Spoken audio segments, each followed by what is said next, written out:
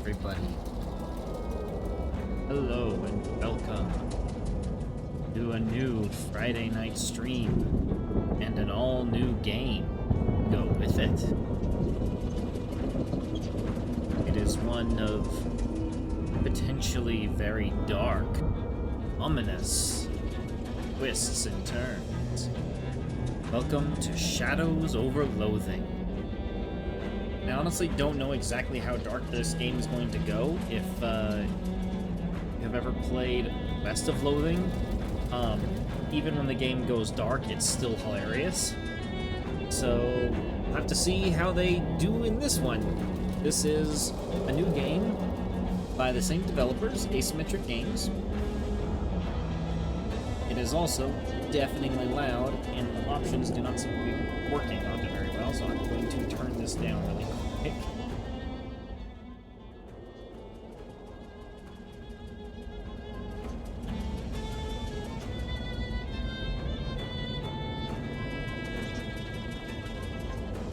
Alright, there we go. If it needs to be louder, it still seems like it's drowning out my voice. Alright, there we go. That looks a bit better, at least on the audio mixer. Alright, let's start. New game.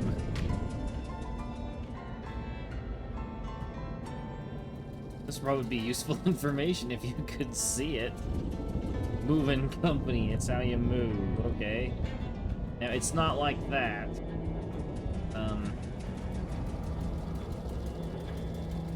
This smells like a diner, and it smells like they're open. Hopefully they don't have a no shirt, no shoes, magazine stuck to your face, no service sign posted. I literally have a book for a head. Okay. Nightingale Diner. Shouldn't leave until you've gotten this magazine face. Shouldn't bother anybody until you get this magazine off of your face. Nightingale welcomes all travelers. Try coffee, you'll like it eventually. Some kind of big glass and metal box here, but you can't actually see what it is. Magazine off my face. Do I go in here? In the bathroom, probably? Blunder your way into the bathroom. Eventually find the sink. After fumbling with a faucet for a while, you manage to disentangle yourself from the magazine, revealing... Yes? My face! Oh. Hey. I'm gonna go with this guy. There you are. Leave the bath. You can't hear anything. Sound.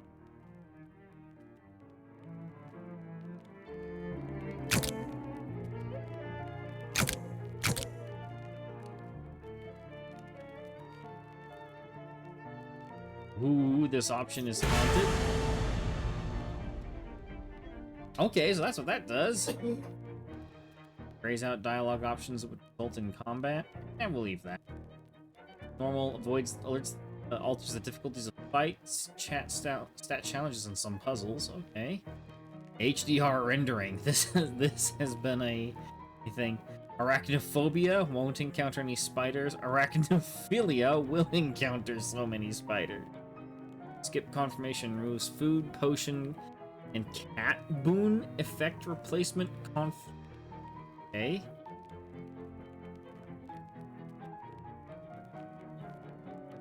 I don't know what any of those mean.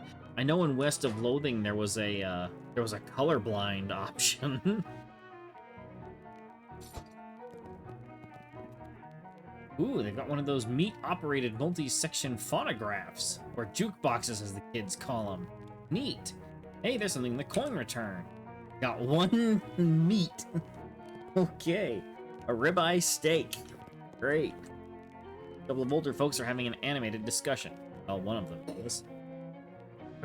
The way these young women act these days with their short hair and their sassy talk and their dresses that don't even cover their ankles? It's scandalous. And those dances they do, flailing around like I don't know what. I'd have thought prohibition would have put the kibosh on that sort of tomfoolery, but no, sir. Can't imagine dancing a waltz to the music they're playing nowadays, though. And that's the problem right there. This newfangled jazz music with all the drums and the music and clarinets and such. What kind of word is that anyway? Jazz. I think our cups got switched. You're supposed to be drinking decaf. I'll leave them to it. A couple of young women are chatting breezily over coffee. Hey Mac, what town is this? Poughkeepsie. Are you two traveling? Yeah, Ocean City is turning into a real sawmill, so we boosted her jelly beans breezer for a weekend whirl to the hot... What was that sentence I just said?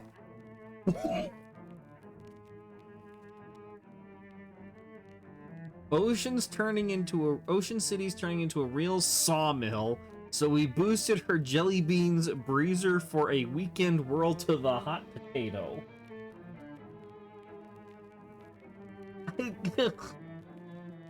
My brain is rejecting that sentence in its utter existence.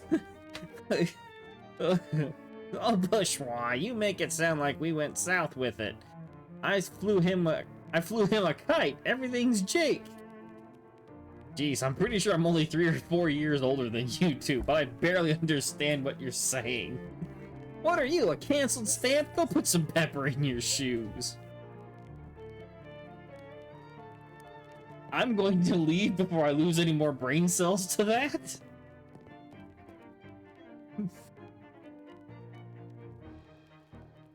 It's foreign.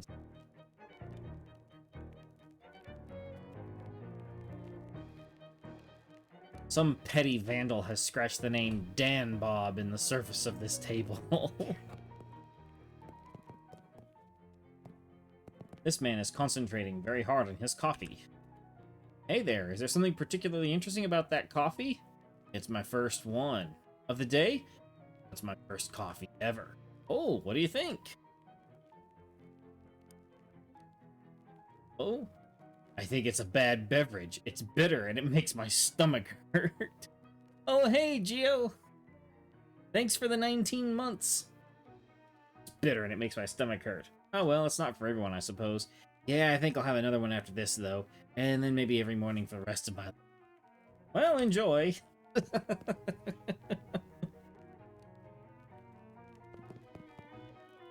Well, hello there. I'm Ethel.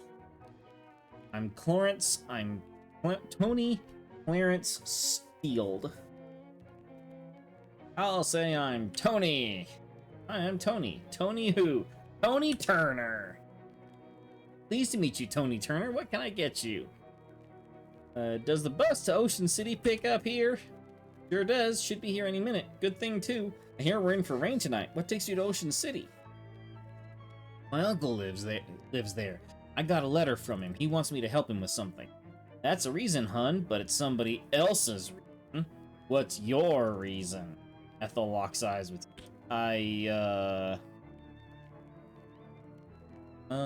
seeking my fortune, searching for something. Mind your own business. I just really want to help. I got in some trouble back home. Really? You look like a sweetheart. What did you do? I shot a parking meter, started a fire in a mailbox, beat up a phone booth. I think this is how you select your class. If I had to guess. This is so cool compared to how West of Loathing did it. I'm gonna say I started a fire in a mailbox. I got the perk checkered past. Now, why would you do a thing like that? It was full of eviction notices. Oh.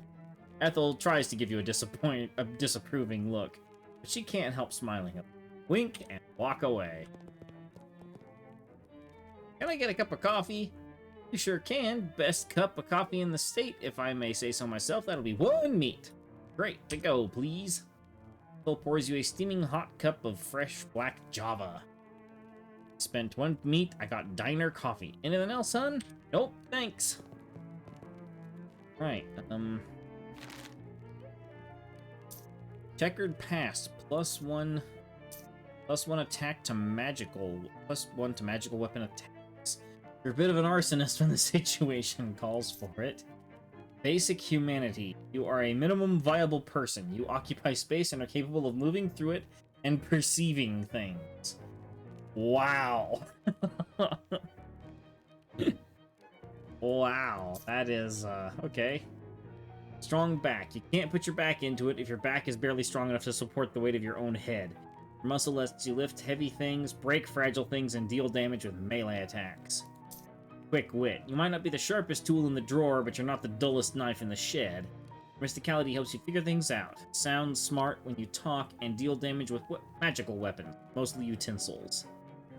Fashion sense. You know you're not supposed to wear plaid and stripes at the same time, but you're so cool that you can get away with it anyway. That's a good one. Your moxie helps you look cool, move with grace and style, and deal damage with ranged weapons. Good eyesight. You can recognize the letter E from really far away. Okay, so those are my stats. These are my basic stats. So this is strength. This was intelligence, and this is dexterity, I guess it is.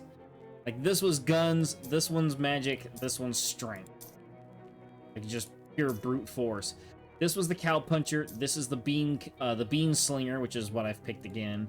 And then this is Snake Oiler from West of Loathing. This one's new.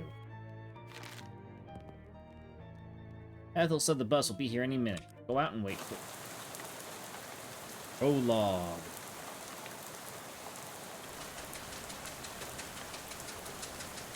It was a dark and stormy night. You pull out the letter you got from Uncle Murray and read it again. Murray Morris. C.O. Murray's Antiques, 111 Plunkett Street, Ocean City. Dear Tony, I hope this letter finds you well, and I hope it finds you quickly. Something quite serious has happened, and I need the help of your adventuresome spirits. Come to my shop in Ocean City as soon as you are able, please. Your Uncle Murray. Put the letter away. It's a clown.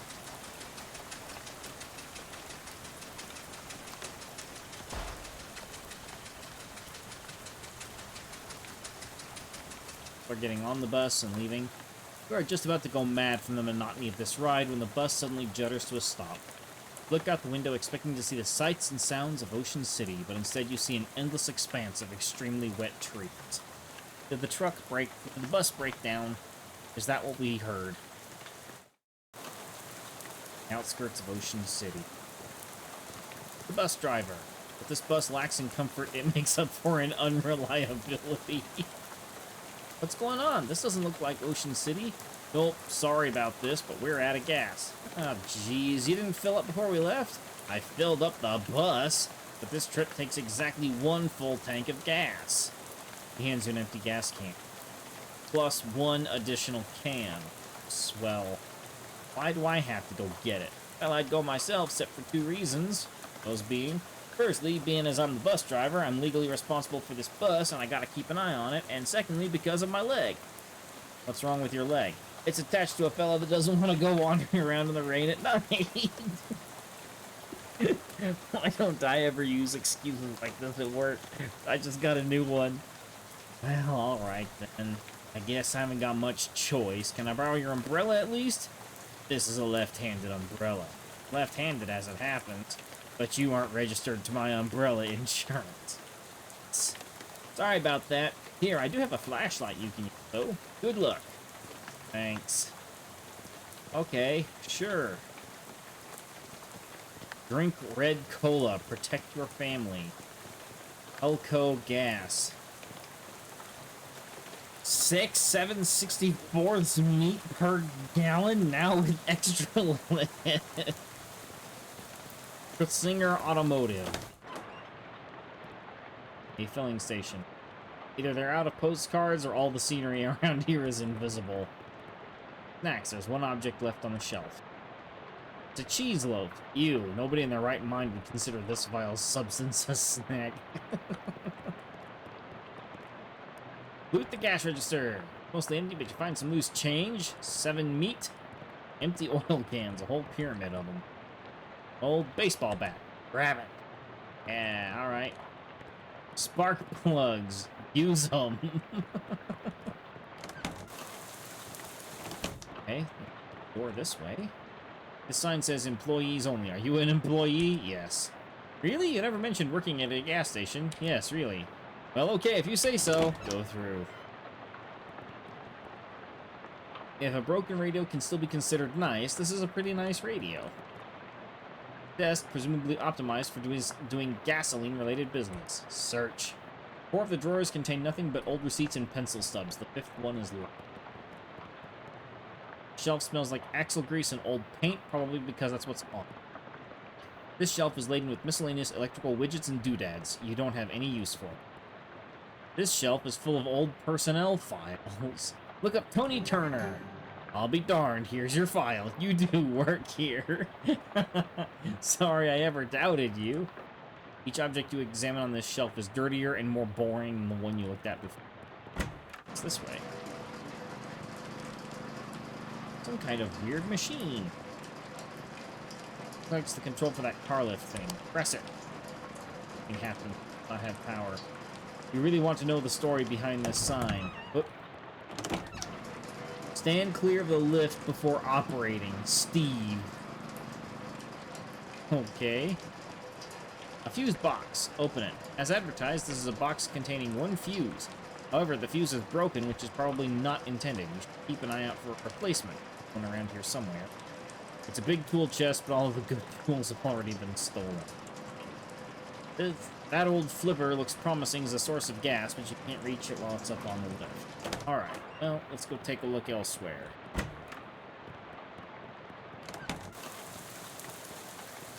Finnegan's optional boxing gym. You don't have to fight if you don't want to. Oh, hello, Missy. A miserable-looking hitchhiker is standing in the rain, listlessly sticking out her... Hi there! Head turns very slowly to face you, and her eyes don't quite meet. Can you give me a lift? I need to get to Albany. Sorry, I'm going the other way.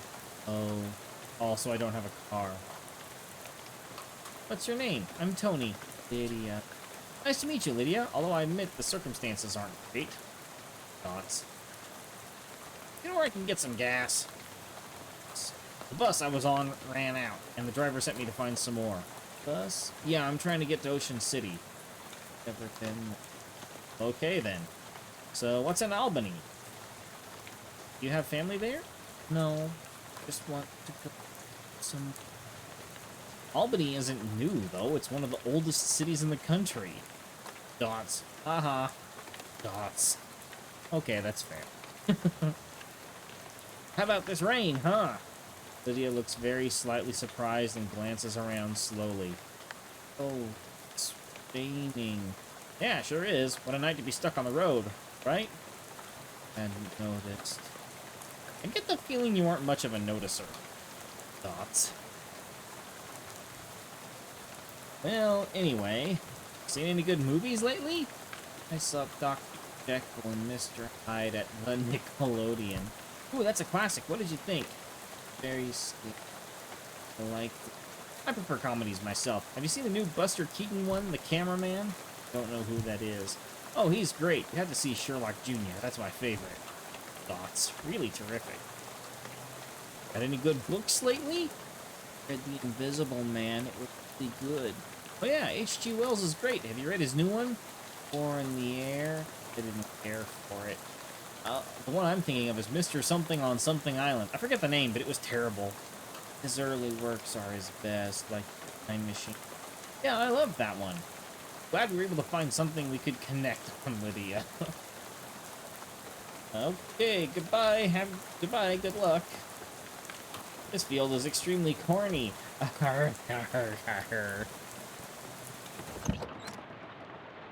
Hey, I don't want to be unfriendly, but this is a private residence that y'all just barged into. Oh, geez, sorry, everything's so desolate outside. I guess I just assumed this place was abandoned.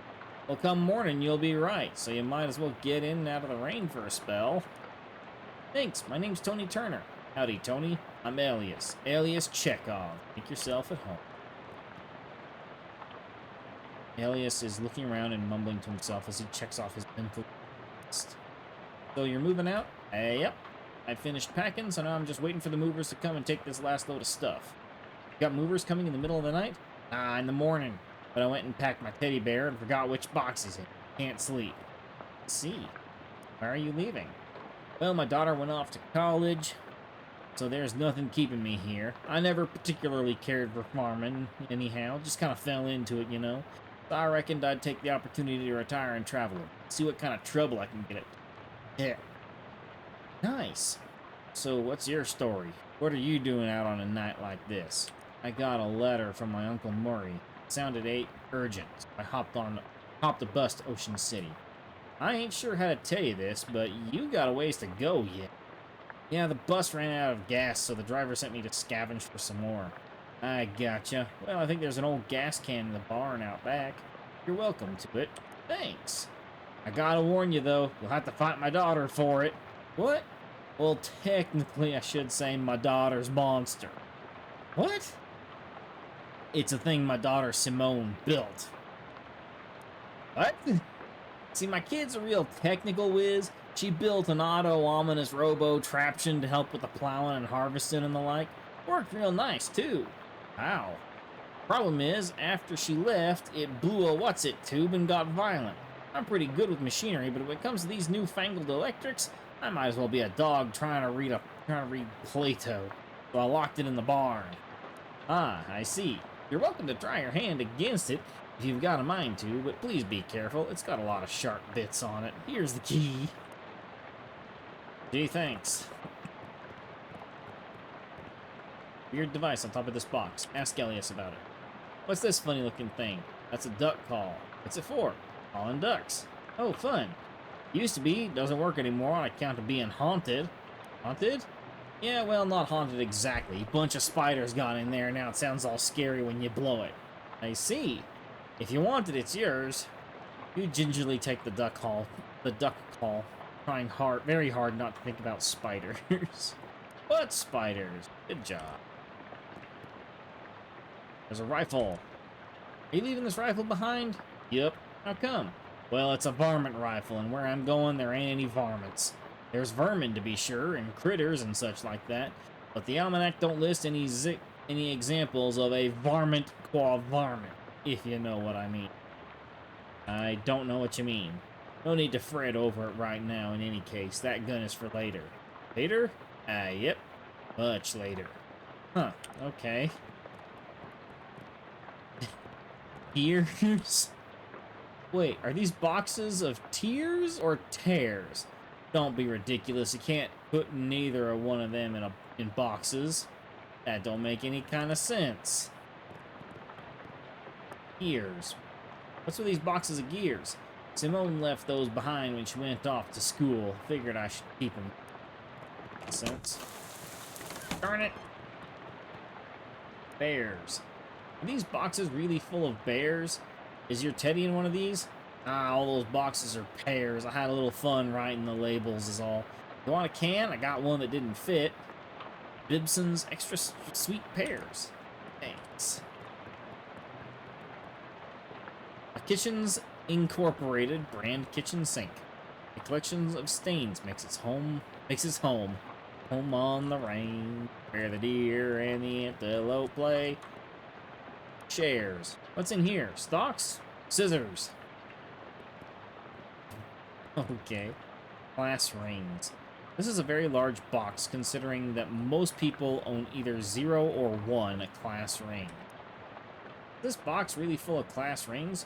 Yep, about 140 of them. Did you go to college 140 times? Nah, of course not. I just collect them is all. Why? Well, they're rare, but not very rare. They're all different in interesting ways, and they're shiny. That there's the collecting trifecta. Well, okay then. Can I use your bathroom? Sure. How'd you know that door was a bathroom? I've always kind of had a knack for knowing which doors lead to bathrooms. Well, good for you, I guess. A vicious claw-foot bathtub. You can see in your face in Elise's mirror, just like your own mirror back home. Gaze into it. Hi, Tony. Smile. Hey there, good looking frown. Aw, what's wrong? Scowl. Why, I oughta... Oh, no, no, no, no. I remember something embarrassing you did a couple of years ago. Ugh. I'll just assume this looks good. Ah, there you are. This is a surprisingly modern toilet for such an old house. Flush it. Yay, I got 5 XP! That's how it works in these games. You mess with literally anything and everything.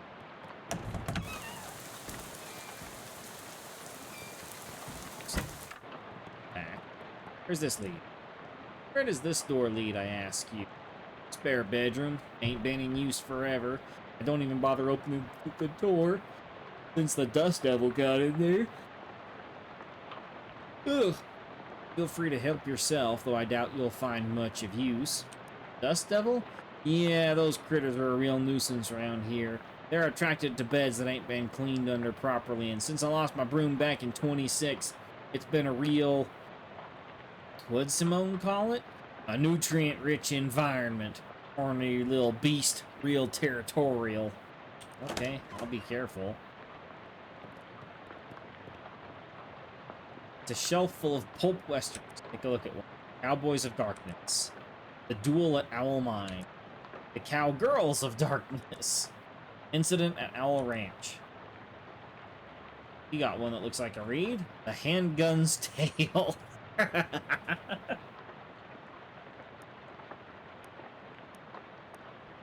Ambush at Dry Creek. Fist Fight at Horse Thief Mine. Drifters at Tarnation.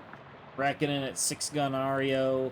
Rustlers of Tarnation. Outlaws of the West. Riders of Glory. Fist Fight at Cowboy Mine.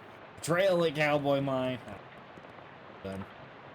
Hey, I got meat. Got more meat. Dust Devil is really kicking some dust under there. Drag it out. Are you sure? Chekhov said these things are pretty dangerous. Drag it out. Vicious stabbing. Oh my gosh. Ow. Decreases at skill. Okay, let's hold on.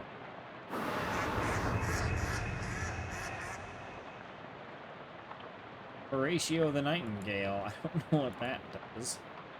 All right, let's thwack him. Oh gosh. Oh. We should have listened to Chekhov. I guess so. All right then. Well, All right, let's go deal with. Let's go look around here. You'd have to be impenetrably dense to wander into these woods. Very funny game. These look like an old... There's nothing on this old clothesline except a pair of socks and an old gun. I got the rusty pistol. Pick the gun, leave the socks. They don't look safe. This scarecrow is a bit more intimidating than usual. The crows around here must be real aggressive. Okay, let's go to inventory. Let's see here. Deals your moxie +1. You spend all that time cleaning your gun, and the rain comes along and ruins it. Typical.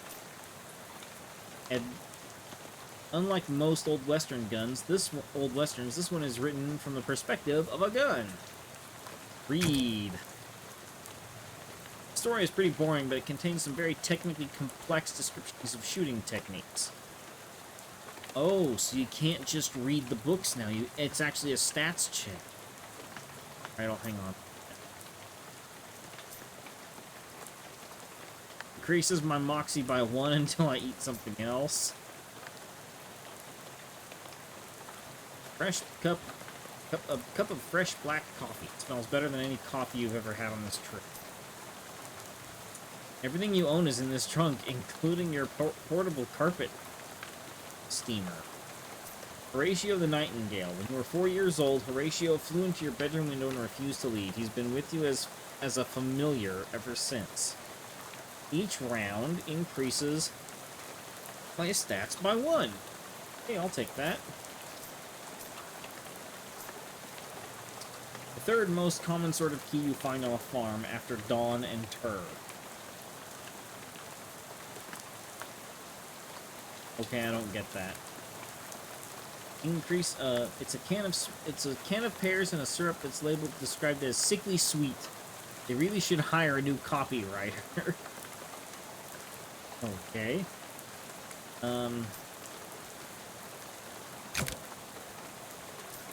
Okay, so I do the baseball bat, or I do the pistol. Oh, let's see. Vitality was the thing that if I ate it would boost. Let's eat the moxie. Cursed by an absence of crackers, you eat the cheese loaf with your bare hands. In the end, you are unclean inside and out. Improve the loafing. Blurg. Alright. Let's show it I'm not scared. Shoot the scarecrow for 2 damage. Let's honk at it.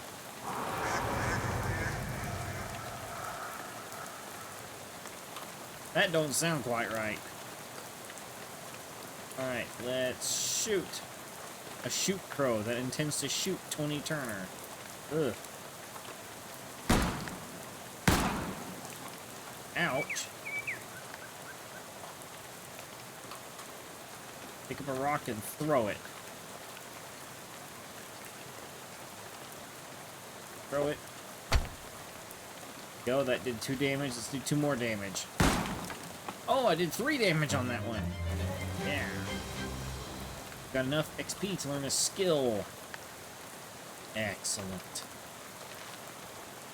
I now have 15 experience points. Put that into Moxie. There we go. +1 Moxie. Fashion sense. X. Perks. Is there anything past him? Yes, there is. It's an old tractor. There's a rag shoved in where the gas cap should. Pull the rag out and sniff the tank. Smells like there's little gas in there. Collect it. Dip the rag into the tank, soak up all the gas, and bring it out into your can. 1/3 of gas can. It's a crude device, but it beats keeping your gas loose on the... The tractor is the right most interesting thing in this part of the country. There's nothing else to do with this tractor except sit in it and pretend to be a farmer. Do that. I hope I have time to harvest my semolina before it's time to milk the hogs. Keep pretending to farm. Gotta feed the lambs before sunup. I'm gonna till some bulgur, then plant some rye. Okay, I'm gonna stop. I don't know what that's... I don't know what sentences that's going to make my brain attempt. You heave the doors open and leave the key in the lock in case Elias wants to lock up again. Ugh, you have a recurring nightmare about searching for something. Ah, come on, I used to get needles out of those! Based on the arrangement of objects around you, conclude that this is a machine for turning hay bales into loose hay. A baleful pile of hay. A painting of a bunch of tools. And shut. Watering trough for some long-gone livestock. Must be the farmer's daughter's fishing rod. Nice barrel, but it'd be nicer if it had anything in it. Not getting past this thing without destroying it. Oh, let's destroy it then.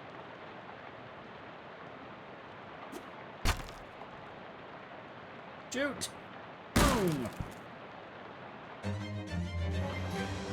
Simone's monster is now just a pile of parts on the floor. Rest in parts.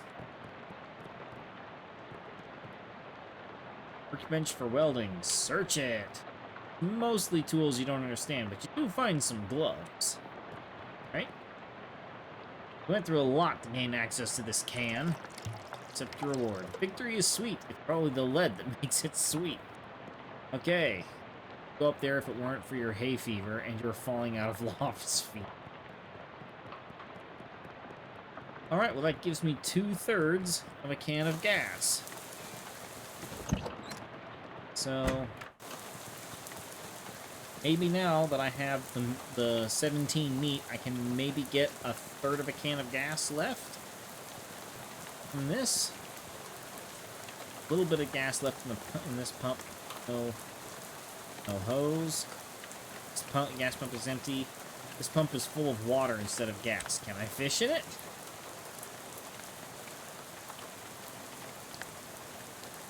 Should have known there weren't any fish in there. You can see the entire thing from here. Alright. 15 only costs 6 and 15/64ths of meat a gallon. Like just yesterday, that gas only cost 6 and 15/64ths of meat per gallon. Those were the days.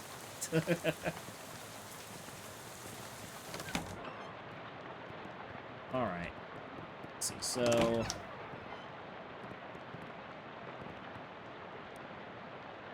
fifth one is locked. Look for a fuse. I got a fuse. Alright. This way. Put the fuse in. Place it. Done. Press the button. Hey! This is my last third of gas. Car is missing its gas tank, but there is a bit of gasoline in the cup holder? Sure. I have a full gas can. Alright.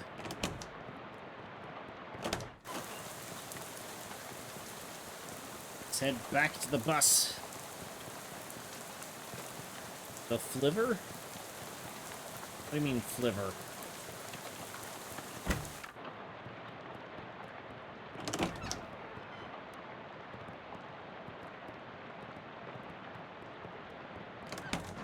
Oh, the car? Yeah. Got it.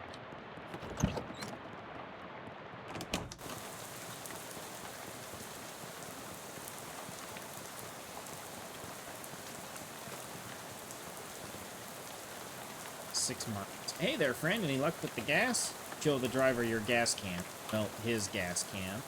Well, hey, that there is a full can of gas. I knew you could do it. Are you ready to hit the road? Yeah, let's get out of here. And with that, we're on our way. All aboard!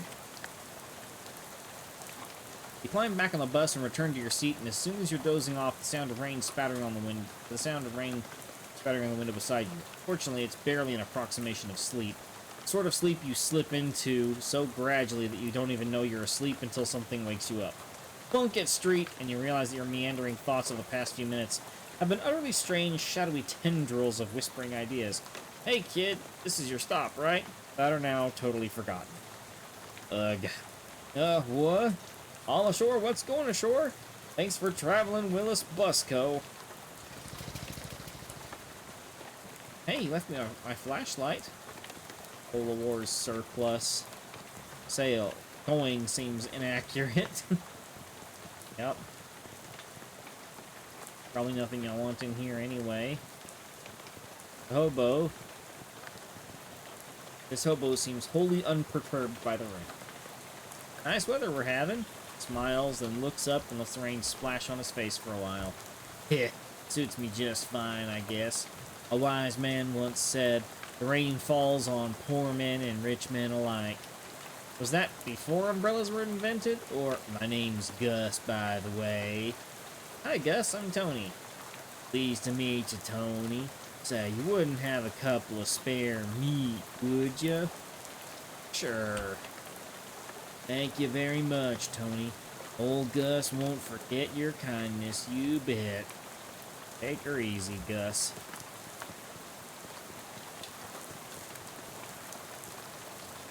Army surplus store is closed for the night. Cola Wars surplus. Police. Closed. Closed. The trash's reach has exceeded its can's grasp. Given the current conditions, dark and stormy, you shouldn't probably wander into any outlets. Ocean City Watchful Eye. The door to the newspaper office is locked and all the windows are boarded up. Looks like the print really is dead. You would have thought it had at least 7 or 8 more decades. Somebody has scratched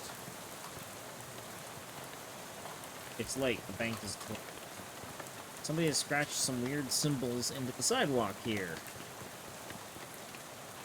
Can't see anything interesting within walking distance in that direction. Alright, well, I guess we get to go back to the antique shop. And deal with whatever we're about to get into. Bell over the door jangles as you walk into Mireille's Antiques. The young woman at the counter looks up as you enter. Oh, hi, you must be Tony. We don't get many customers at this time of night. Or at all, really. It's me. You were expecting me? Yeah, Murray didn't say much about you, but he gave me that letter to mail. My name's Jessica. Oh, geez, you're soaking wet. Come on in, I'll get you a towel. Walk over to the counter, trying not to drip any vintage bric-a-brac. As Jessica grabs a threadbare bath towel from a shelf and pulls the tag off before tossing it. Thanks. Is Uncle Murray here? The letter wasn't very specific. He isn't. You said that in a kind of ominous way. Where is he? Jessica sighs. I wish I knew. He had a line on another artifact and said it was going to be a tough one. I told him he should get some backup, but he wasn't willing to wait. He just wrote that letter and told me to mail it if he didn't come back. Is there something I'm missing here? This is an antique shop, right? Trying to talk Great Aunt Ruthie into selling her mother's Chesterfield sound like a deadly spy mission. Yeah, this is gonna take some explaining. And here we go, the shadows. The shadow artifacts. I've played the Consuming Shadow. I know where this is going, I think. Well, I'm definitely intrigued now. Explain away. We don't have a lot of time now, but follow me. I'll just give you a quick sketch. Okay. Jessica leads you into a back room, furnished with some desks and strange-looking machinery. Welcome to the back office, the little hub of our operation. I guess by operation you're talking about something other than antiques. Well, yes and no. See, a few years ago, Murray found out there's a bunch of antiques circulating the area that are... well, hinky would be an understatement. Hinky? Murray called them tainted, dark magic, real bad mojo, you know, cursed.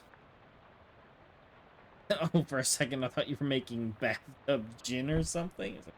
You've got to be kidding. It's no joke. That's what our real job is here. The antique store is just, well, not exactly a front. We find a lot of regular antiques, too, and selling them keeps us in scratch.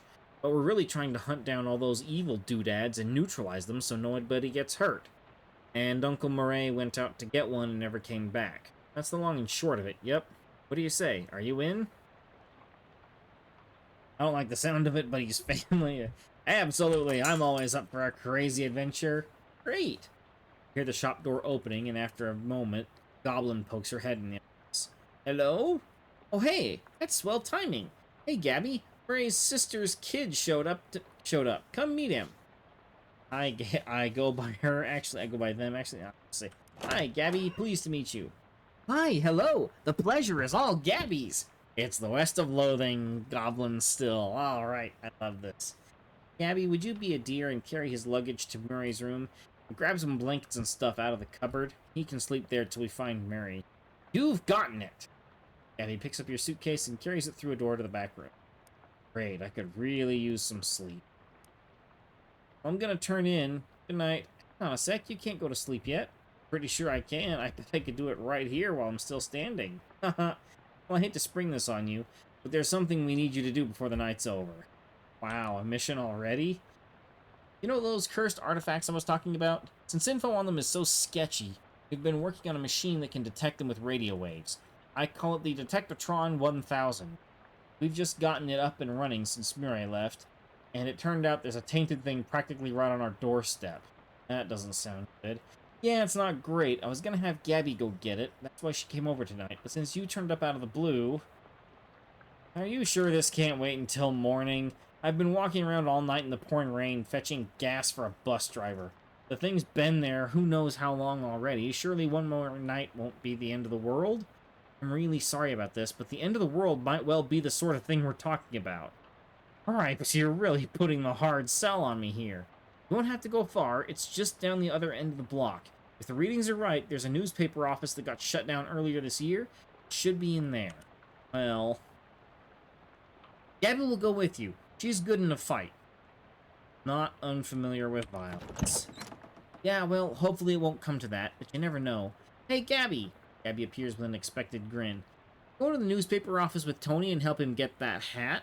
Okay, Gabby is ready for action. Let's mosey. Let out a tired sigh. Alright. You said it's a hat? A cursed hat? According to the readout, yeah, a men's fedora, probably.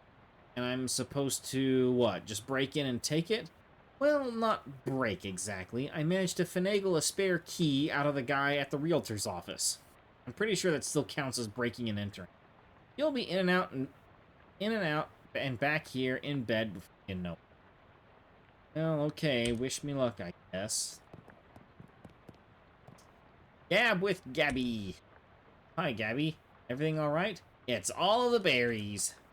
You're a real firecracker in a fist fight, huh, Gabby? Haha, Gabby likes fighting and dancing, the best two things. Gabby invented fight dancing once, but this world was unready for it. Maybe 50 years later. Alright. Let's see, the newspaper place is here. No, Gabby had the right direction. Whoops.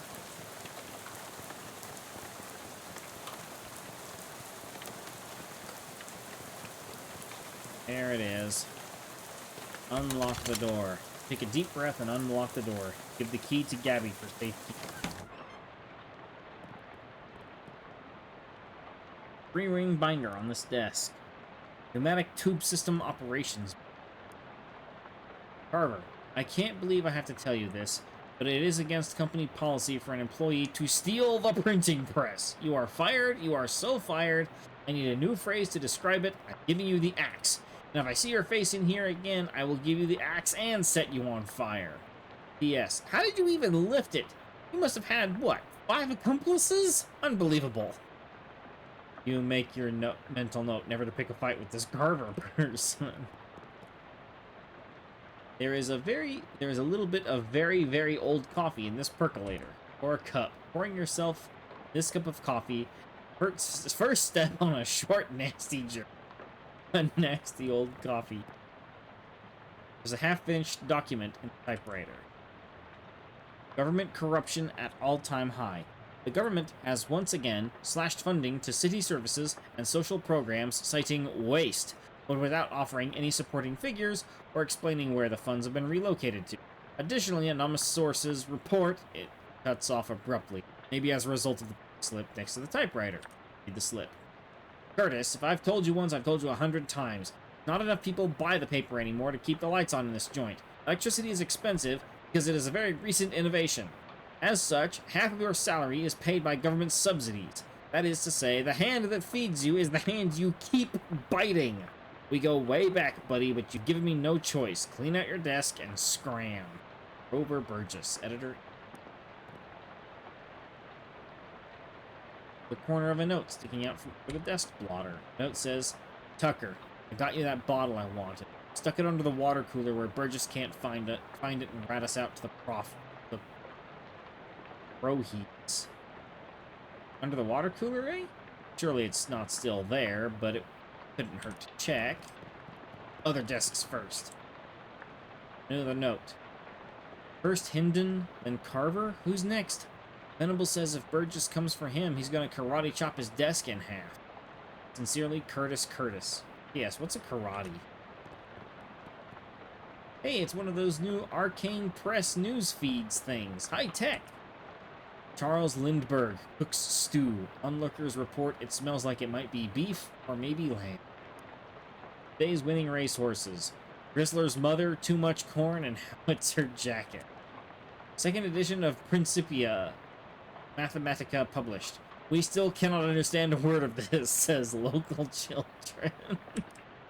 Severe storm causes trolley disaster. Prevents 5 other trolley disasters.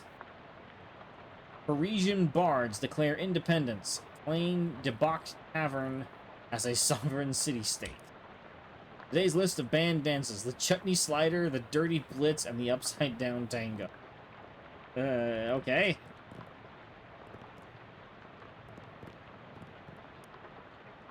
Oh, I got reporters' cufflinks. Another pink slip. Hinden. I'm not paying you to publish this cockamamie conspiracy theories. In fact, I'm not paying you at all anymore. Clean out your desk and hit the road. P.S. Do you like the word cockamamie that I used up there? It's a slang term I coined. It means ridiculous or implausible. I think it's really gonna catch on. Finished letter in this typewriter.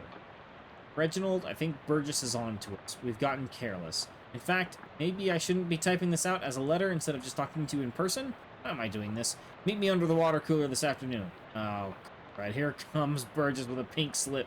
Sincerely, it doesn't say who it's from. The writer must have gotten fired before they could type their name. Also, under the water cooler? What's that all? There's nothing left in there except the dregs of the dregs, and your standards aren't that low. It's newspaper archives. Not anything specific. The drawer on this one is slightly ajar. Nasty old leftovers. Looks like Venable made good on his threat. Nothing. Venable must have taken all the stuff out, smashing it. There's nothing left of note. There's nothing of note left on this desk except a lamp that doesn't. It's a big, heavy water cooler, and it's got something to hide. Move it. Hey, look, a trapdoor.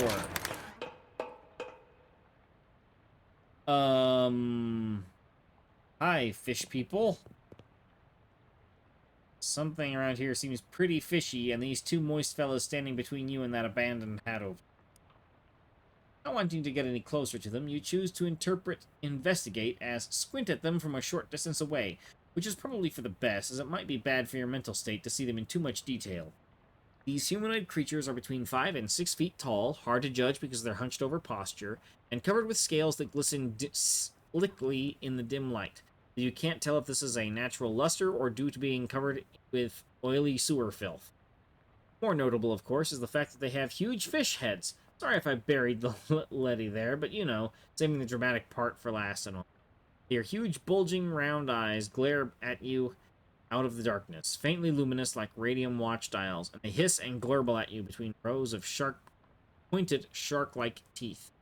Gill slits at the sides of their heads open and close like thin, wet mouths gasping for air, are likely whispering terrible secrets, whichever seems more likely. Gross. It appears they are very displeased to see you, but are smart enough to hold off attacking until they've judged how much of a threat you are. Thank you. It's a control panel for the pneumatic tube system. Control panel has a green knob, a red button, and a big lever, and a knob with a bunch of letters on it, and a series of colored lights that are currently all on.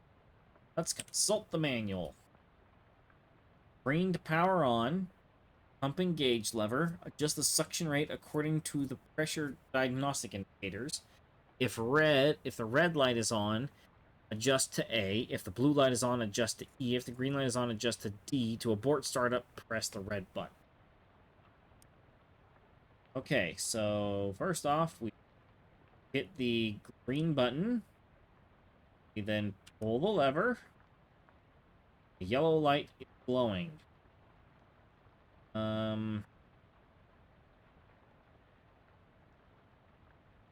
Consult the manual. Okay, so red, blue, and green. It's a yellow light. Turn the knob. Options range from A to G. Let's try B. You click the dial into place, and the noise turns into a sort of shuddering growl for a second before an orange light flashes briefly, and the entire machine shuts down. Well, shoot. It's a calendar from 11 years ago. There's a huge black skull scrawled on July 22nd, 1917. Huh. What happened on July 2nd, 1917? It's an underground press. Literally. There's still a paper left. It's got the underground newspaper. let's check out this underground newspaper. Read. It's more of a manifesto, specifically calling out the government's suppression of the local newspaper and the importance of free press. There's also an amusing but puzzling cartoon about a dog arresting a mouse for throwing a brick at a cat's head, which the cat didn't seem to mind. The left one is graved, always check, and the right one it says your sources. It really makes you think. Those. Okay. Still can't study that.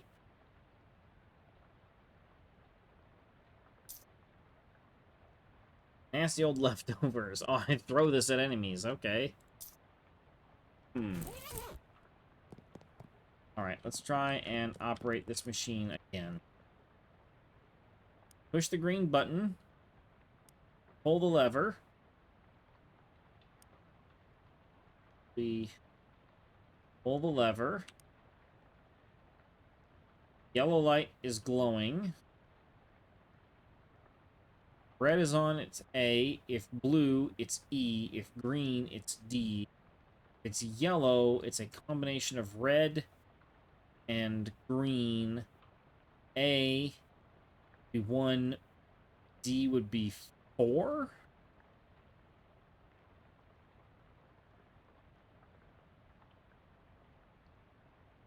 Maybe? Turn the knob. Let's set it to F. Well, shoot. Shuts down. Alright. It's C. Okay, push the green button. Pull the lever. Light. Green button again. Knob. C. There we go. Whoa. Well, someone's going to get some very strange mail. And how? What were those things anyway? What were they doing down here? Were they trying to start an underwater newspaper? That wouldn't work. The ink would smear. Old manhole. This must be the hat Jessica cover. Got a terribly cursed fedora. Vague, ominously shaped person's... A very ominous, vaguely person-shaped stain around. Which looks like if you had the stupid walking thing in West of Loathing. Back up the ladder. Leave. Head back to the shop.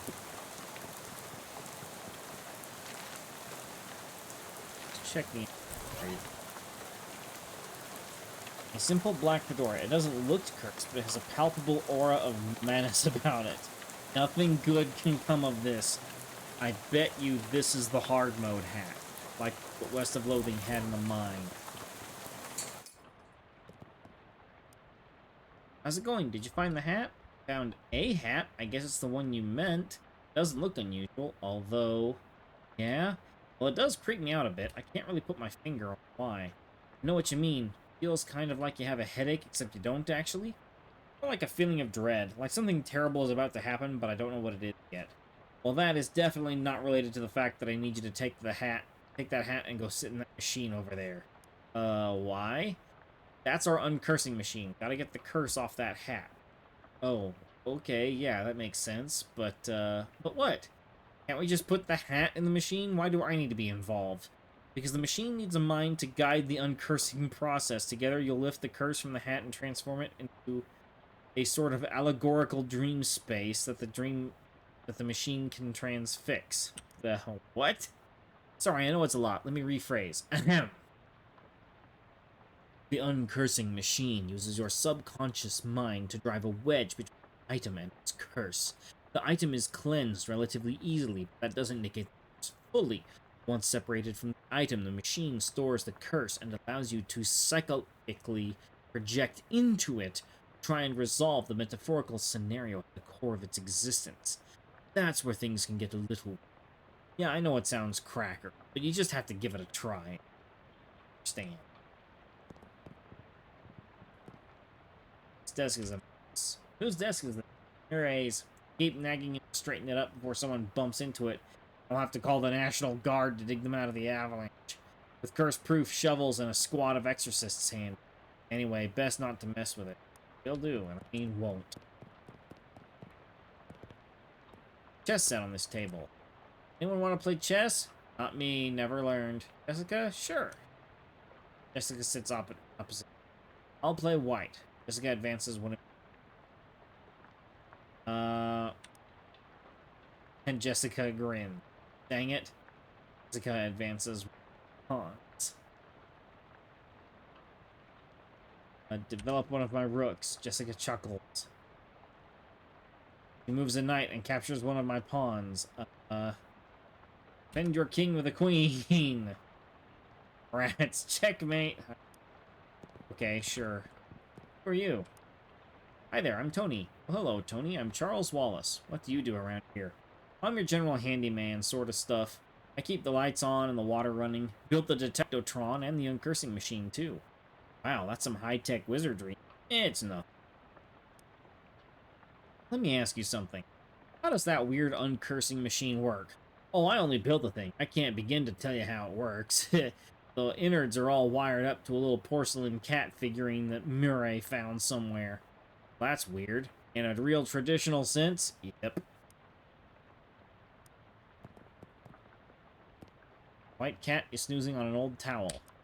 What's this cat's name? Calliope. Murray got her a couple of years ago. Give Calliope a good scritching, but she doesn't react at all.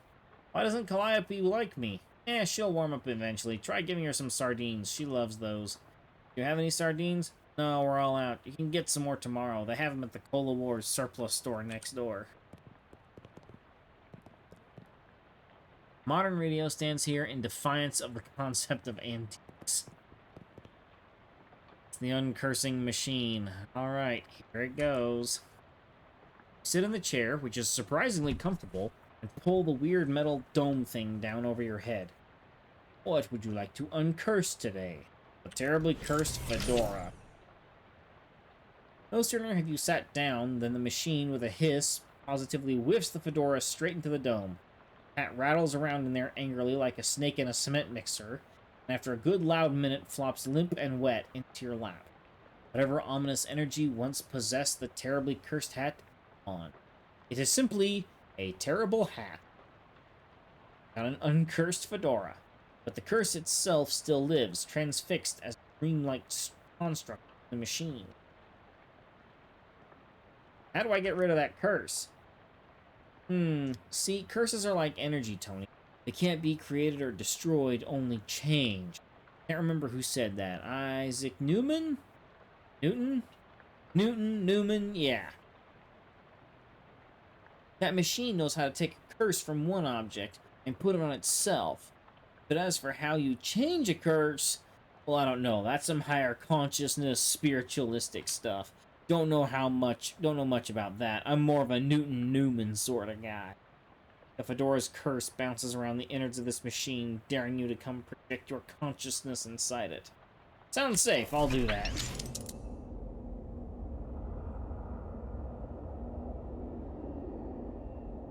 Portal to another world. It is open, but the work here is not yet done. The curse remains resolved. The Fedoral Reserve. I heard thy death call, creature. Stay now. I will find thy... What? Tree felled before its time. Ground stained with sin. Even in Arcadia there is death. Even in paradise there is a king. Thou know who I am, and why am I here? I, Cutter, there has been a Mordre. What thou knoweth of Mordre? That I did not do the Mordre, and that is all. What more have thee for me? Only this, I am one of 3 brothers. One of us always tells the truth, one of us always lies, and the third of us does not specken at all but honks. If I find in thee a liar, there is no thing I can do to save in thee. I, Cutter, thou art a servant of the wood. Blessed be her branches.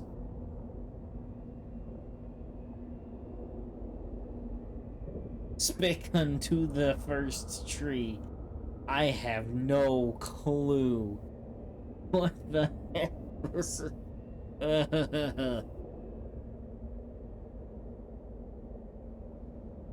Big power in wood today, Cutter. Aye, a tree has fallen in the forest and it has made a sin. But me not a sinner, that I assure thee. Thou claim to be without sin. None of us is without sins, but mine do not run to Mordre. Then whose? Look for my brother. Lead me not to astray. Nay, I serve the wood as thee.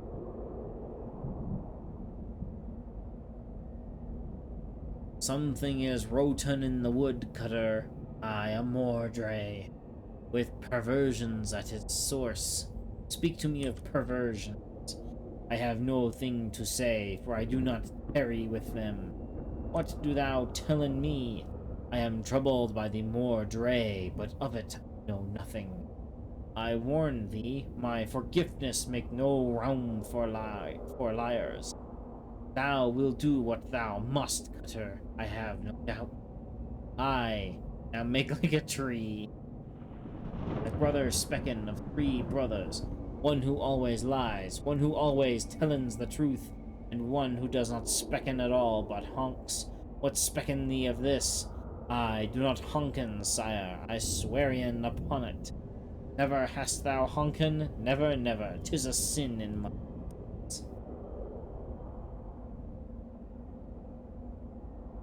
Okay. I find in thee a liar and Mordrer.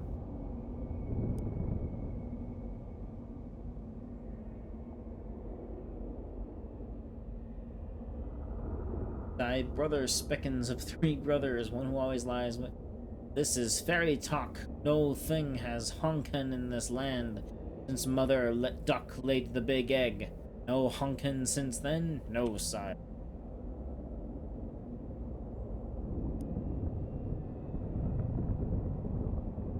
I say I did not do the Mordre.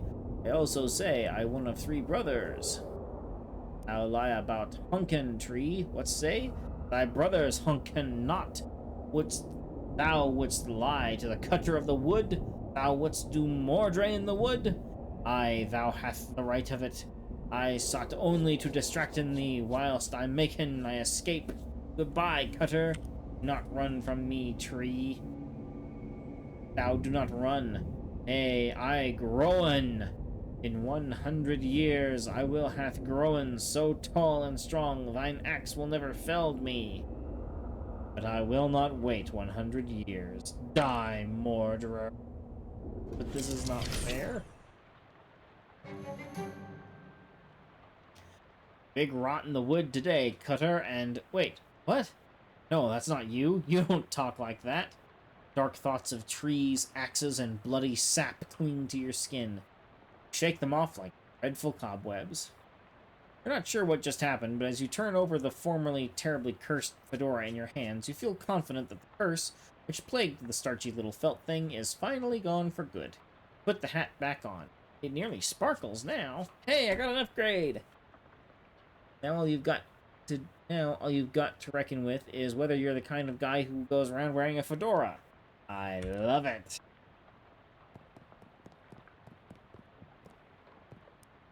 Anything I can help you with? Hi, Jessica. How'd it go? It worked, I guess? Great, what was it like? I had some kind of crazy dream. There was a woodcutter that was me, I guess, and these talking trees, and one of them had sinned. You know what? Never mind. Some kind of crazy dream is plenty for me. Okay. My room. Finally, time to get unpacked and get some sleep. Ah, what the heck? Stamp out the flames, but it's a total loss. Everything you own has been reduced to ash. Everything? Everything except, bizarrely, the stamp from Mireille's letter. Oh. Is that what I get for not opening it up while it was still in my pack?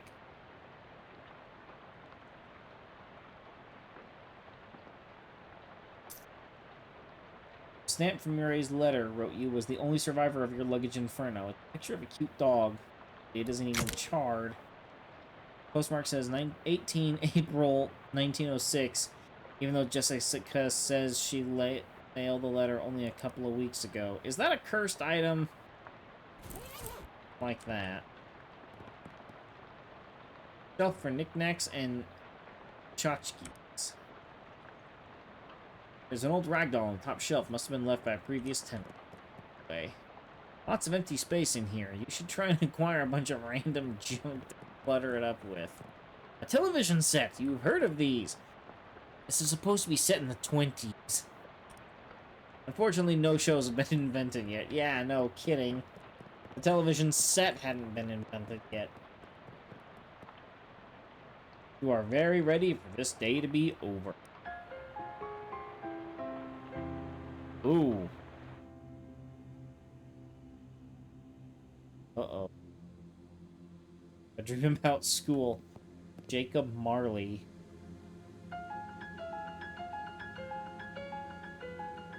Poster of my favorite literary ghost. Lots of people in this hallway, it seems. Hello. Hello. How's it going? Nice faces you've got there. Know which locker is mine? I can't remember which locker is mine. Sorry, I don't know. It's alright, I'll figure it out eventually.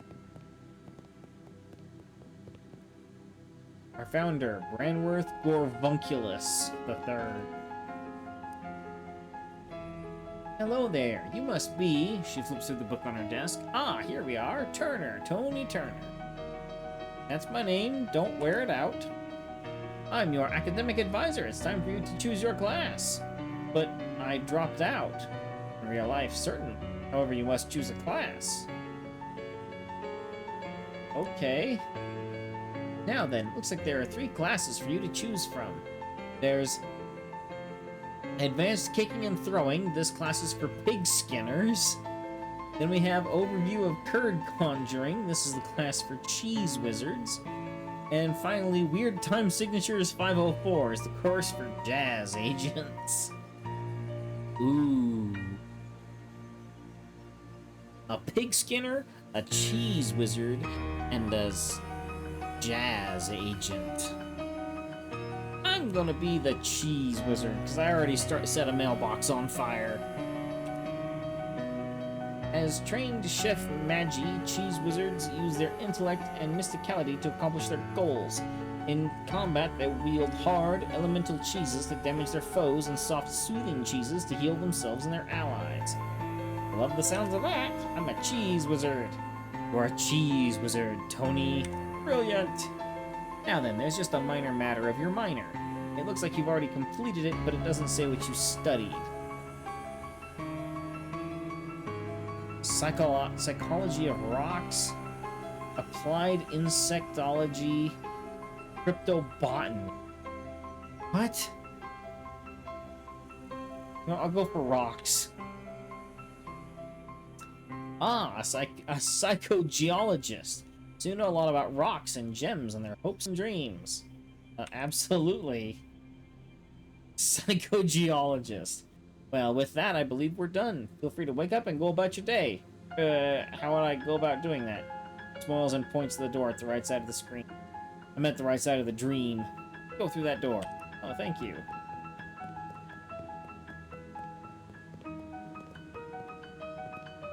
Alright.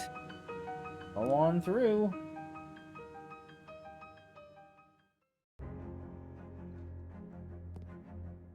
I know, right?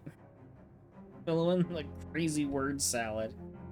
You awake, feeling surprisingly refreshed. Yesterday's adventures leaving you none the worse for wear. Effects reset. Morning, Tony. How'd you sleep? Wait, why are you still wearing those wet clothes? All my other clothes burned up in a freak luggage fire. Oh, jeez, that's weird and unfortunate. You seem less surprised by it than I would expect. We've gotten kind of accustomed to weird and unfortunate stuff happening around here. You could pick up some clothes from the shop out front if you don't mind looking like someone's dusty old grandpa.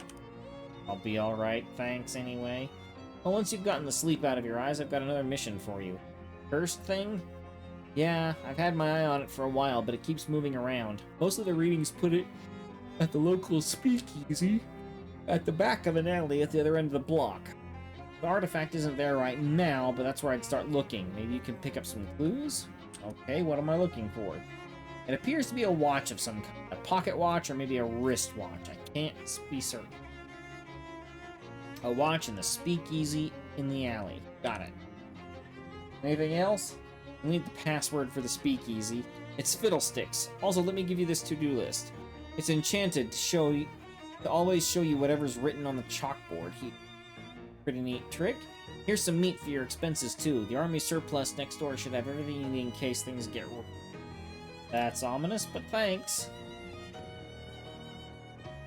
Messages home. There's nobody you need to call, right? Messages no.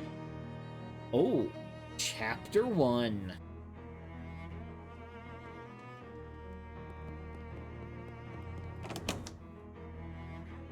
Polar Wars surplus. Dozens of nearly identical books about nearly identical rifles. This is a lot of ordnance for a civilian shelf. You'd think there'd be a law against this kind of... Dangling bags for army stuff. Proprietor stands behind the counter. I love how this says dubious grenades. Hi there, my name is Tony. Hello, fellow war enthusiast. I'm Herschel. Herschel Wood. Heck yeah! War, war, war! His expression doesn't change. Can I interest you in any fine historical memorabilia? Ask about the dubious grenades. What's the story with those grenades? Oh, they're fine, probably fine. Why doesn't the box say fine grenades then? He looks at the grenades, then at you. But how'd you like to do some field research? Sure, why not? He hands you a bunch of grenades. Just try them out next time you get in a fight, and when you're all done, come back and let me know how it went. Okay. Let's see what's for sale. Polar Wars gas mask. Okay. Ugh. They call it a haversack because it helps you have things. Okay. Simple helmet from a complicated time. Polar Wars ration cigarettes. Can you believe they use that to issue cigarettes to soldiers? And they still do, and probably will for like 50 more years. Bad for you, despite what the radio advertisements say. Corroded cavalry saber. Dented bugle. It's like they say, a broken bugle still plays reveille twice a day. Expired seltzer. This can is on the verge of exploding. Put everyone on your side of combat who is on put out. Okay. Parmesan missile. Ensured that even soldiers whose entire job it was to feed people were still able to inflict casualties. Sardines. The expiration date has been scraped off probably because it's so far in the future that people would be too distracted by the idea of flying cars to actually eat the sardines. Increases your sleaze armor? I'll buy a couple of those. One for me, one for the kitty. Smelling salts. A vial of smelling salts left over from the Cola Wars. Standard issue blue cola grenade. Just shake it up and throw it. Trench spork. These were issued to Cola soldiers who didn't deserve a decent spoon or a decent fork. That's going with the stats I'm going for. Let's equip the spork.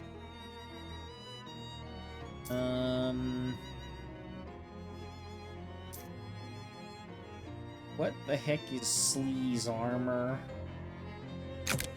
Sure, I'll eat it.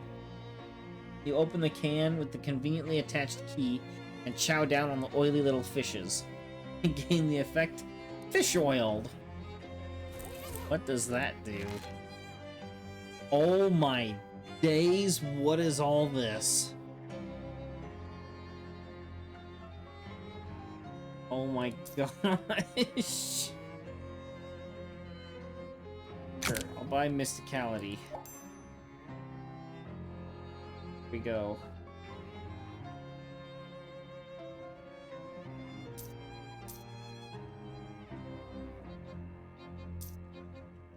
Right. Checkered past. Gather crafting ingredients from rocks. That's what Psychogeologist does. Okay. Sleaze armor. Nobody better try to feed you any oil because your tank is full. Alright, kitty, here.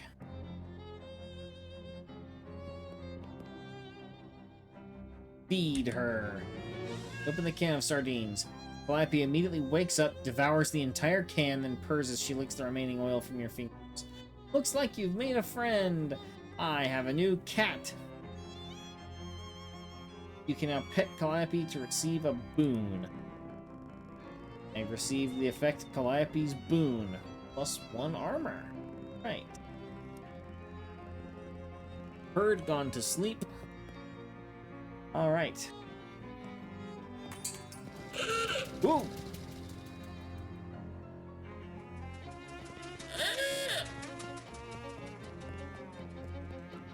That actually scared me. This is the alley where Jessica said the speakeasy was. Let's check it out. You weave between the various trash cans and piles of uncanned trash until you reach a serious-looking door. Little panel slides open near the top of the door, and narrowed eyes regard you through it. Password. Flippy drinks. I think there's fiddlesticks? Okay, come on in, but you better not be a pro-he. I don't even know what a pro-he is. Hey, look, it's those two fish people from that basement. This guy loves hitting those spoons together. Milky-eyed sot. Turns his head towards you and smiles. Leave him to his milkiness. Wait, aren't those the fishmen from the Watchful Eye basement? You're so used to not thinking about where things go once you put them in a tube. Hey, remember me from the tube? Beat it, bud. We're off the clock. I didn't realize you could talk. I can talk about anything you like. Dickens, Flaubert, the Bronx. Can you tell me about Dickens? I think his books are too long. Can you tell me about Flaubert? Or what can you tell me about the Brontes? I think their books are too long. Let me guess. The books are all too long. Yep. What books are the right length? None. Okay, this was helpful. Enjoy your drinks. This guy doesn't care about anything except the baseline. This lady seems to be dancing to a different song than the other people. This guy has been infected with the Charleston fever. The player piano trills a tune. These people are obviously on a first date and you shouldn't bother them. This lady is making ethereal music with spirit-filled glasses. It's weirdly responsible of this illegal poison dispensary to have a first aid kit. Got a gauze pad and some activated charcoal briquettes. Weird symbols carved into one of the floor tiles. Okay, this is like the stuff that's carved into the sidewalk out front of a newspaper. It won't budge. Must be barred from the other side. The extremely handsome man behind the bar is shaking up a storm. Looks up as you approach, but doesn't stop shaking. Hello, he grins. Hello, baby. Welcome to Oliver's Palace. My name's Tony. Whatever you say, baby. You Oliver? Oh, heck no. I'm Fancy Dan, the cocktail man. Pleased to meet you, Dan. Hey, you know what? You happen to know what time it is? Perhaps because you have a watch on you? Sorry, baby. The only one around here who carries a pocket watch is the owner, Oliver Gluck. He left about an hour ago to pick up our latest shipment of hooch. From who? From whom, baby? Before I was Fancy Dan the cocktail man, I was Fancy Dan the English teacher. Sorry, from whom?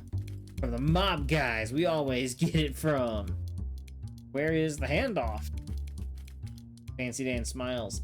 The old refrigerator factory. I see. How do I get there? Dan grabs a cocktail napkin and hands it to you. Thanks? Oh, wrong napkin. Here.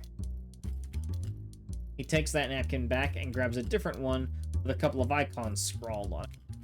Take the napkin? As you take the napkin, Dan points to one of the icons. We're here behind Murray's store on Plunkett Street. So if you go out of the alley and then head straight for the edge of the napkin, you can't miss the factory. Plunkett Street and Fridge Factory. Have a map of the area. Hey, thanks, Dan.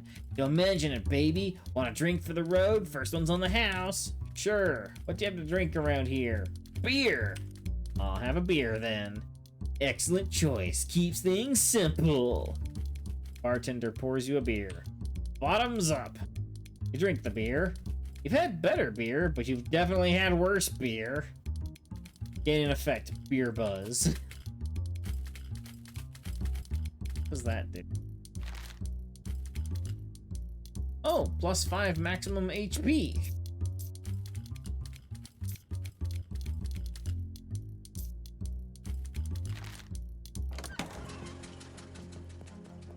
Plunkett Street. Securus. It's in the daylight. It's clear this bank has been closed for some time. The door to the bank is fastened with 3 locks. This is the maximum possible level of security. Look under the welcome mat.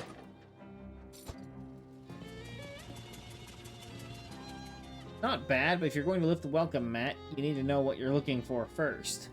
How much stuff can be under a welcome mat? Got the bank key. Looks like the security in this place is inconsistent. The door locks are modeled on monstrous mugs of the great hound Cerberus, 3-headed guardian of the underworld's banking sector.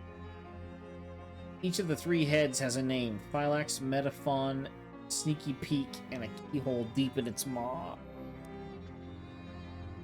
The head of Phylax lets the key inside easily enough, but offers incredible resistance when you try to turn it.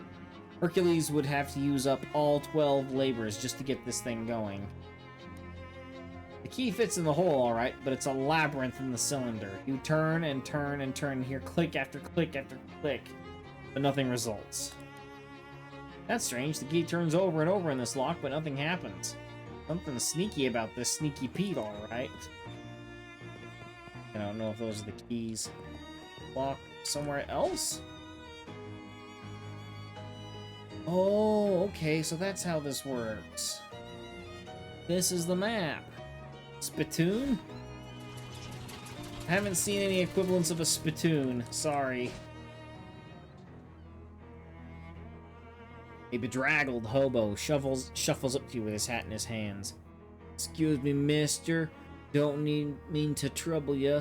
My name's Garrett Lewis, and I was wondering if you might have any meat you could spare. Just 3 meat for a cup of joe to warm these old bones. Well, wait. What's in that sack you're holding up? Old bones, like I said. Sure, here you go. Thank you kindly, mister. You're a real saint, so y'are. In the speakeasy? I'll check it out when I go back. Ah. The toll booth was obviously stolen and dragged here. These folks look like they're here for some serious business. Try and make a deal. Oh there, buddy, this is private property. Club members only. Yeah, like you said, club members only. What kind of club is it? It's the Fraternal Order of people who bribed us more than we're earning as gate guards. Pumeg? Never heard of it. How do I join? What, are you thick?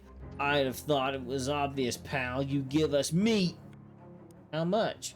500. Yeah, 500 meat.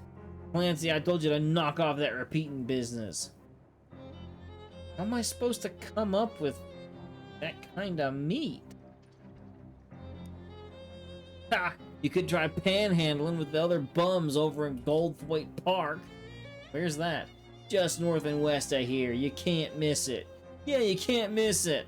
For the love of Mike. Shut up, Clancy. Dry up. Okay. An elderly man with thick eyeglasses shuffles up to you with a determined expression. Before you can react, he shoves some meat in your mouth and shouts in his ear.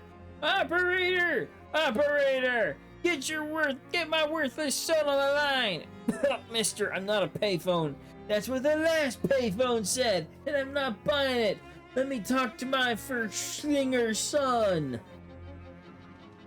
I'm sorry, sir. The line is busy. Please try again later. Probably gabbling with one of his floozy girlfriends. Shuffles away angrily. I got more meat. Blech.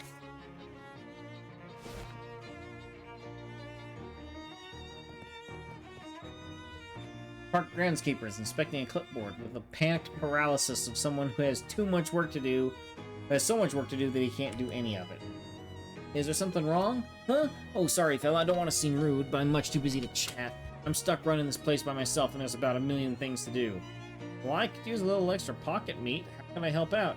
That would be great, except the city's new regulations disallow hiring random part-timers. Since this is a municipal park, only official government contractors are allowed to work here. There's a law against side quests? Why? Just to be a thorn in my side, as far as I can tell. It's not like any of these tasks are dangerous or anything. You got kind of a cagey look on your face when you said that. Okay, well, 2 of them are dangerous, but that isn't even half, and I submitted a request for help weeks ago and still haven't heard anything back. Well, you're in luck. It just so happens I happen to be official government contractor. That would be terrific, but I am going to need to see some proof of that. Show off your muscles? Lie through your teeth. I like how that's an option. Frick him. Wave your hand in front of the groundskeeper's face. Do you believe that I'm an official government contractor? Well, you do have the official government contractor wave down, Pat. That's good enough for me. Great. What do you need me to do? Well, it depends. What kind of contractor are you? Statue polisher. Oh, thank God. Thank gosh, I was hoping. I wasn't looking forward to doing that job. I think the birds must be eating leftovers from the old Snackle Cakes factory. It's horrible. Here's a rag. Unlocks the maintenance shed behind you. Can't promise there's anything you'll need in here, but feel free to borrow whatever strikes your fancy. Check it out. Junk mail.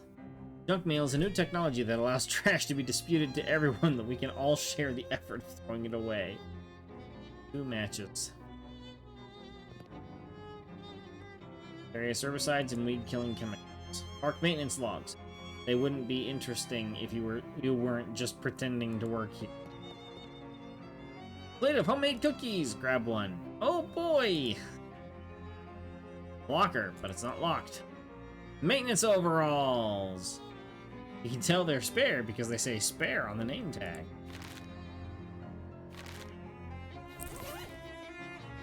Alright, I've got my maintenance overalls. They're durable and comfortable, but they wouldn't be appropriate for a fancy gala. Luckily, you're unlikely to be invited to any fancy galas.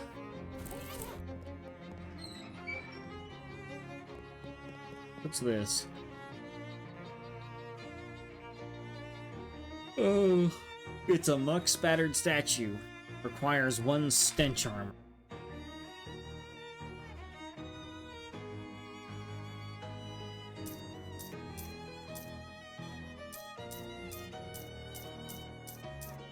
I don't see anything that gives stench armor.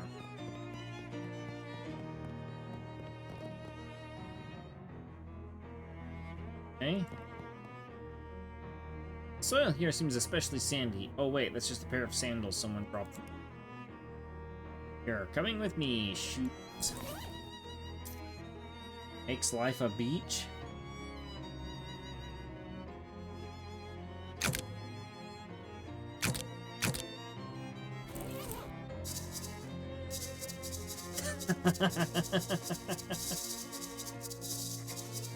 Literally just adds a sound effect to walking. I love it.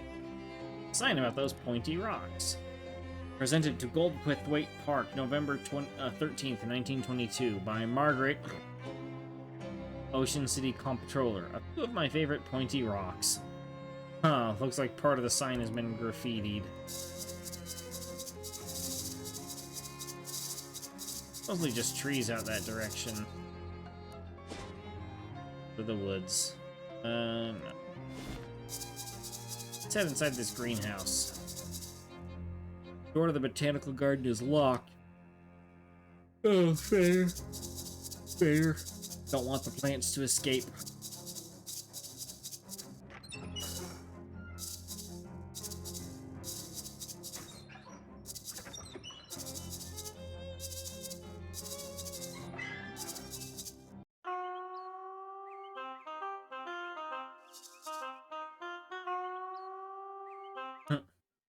Hey, mister, can you spare a little meat? Sure. Here you go. Thank you kindly, mister.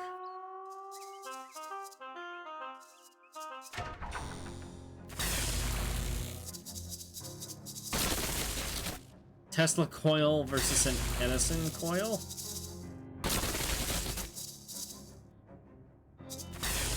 Ah! Okay, so it's a Tesla coil and an Edison coil at war with each other.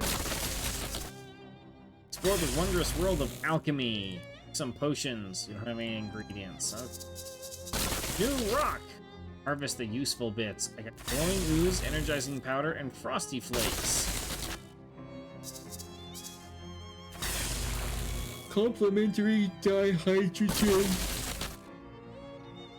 Dihydrogen monoxide. Wait, complementary dihydrogen monoxide. That's water. That's my little bit of chemistry that I know says that is water. Gizmos. This exhibit would be more educational if any of these gizmos were labeled. I recognize these as symbols that have been etched in concrete and on like tile floors and the floor of the speakeasy and stuff. Check out this gigantic pendulum. You don't trust that pendulum enough to get any closer to it.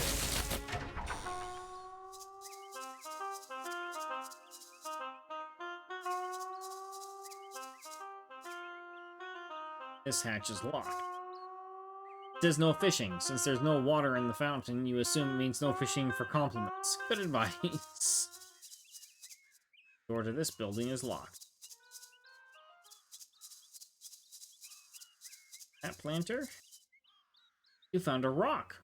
World's least remarkable. Reassure it. You teach the rock to love itself for who it is. Yay! There's a bench here so people can sit and stare at that rock. Alright.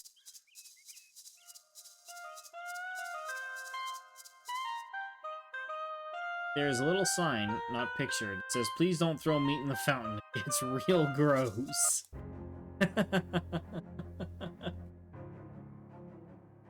Alright, I need to get me some stench armor.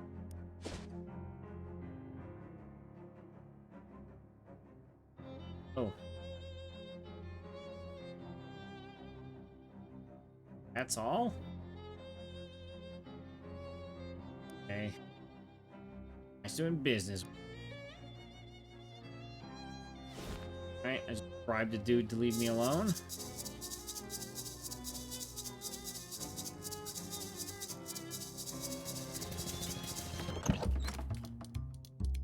Speak easy.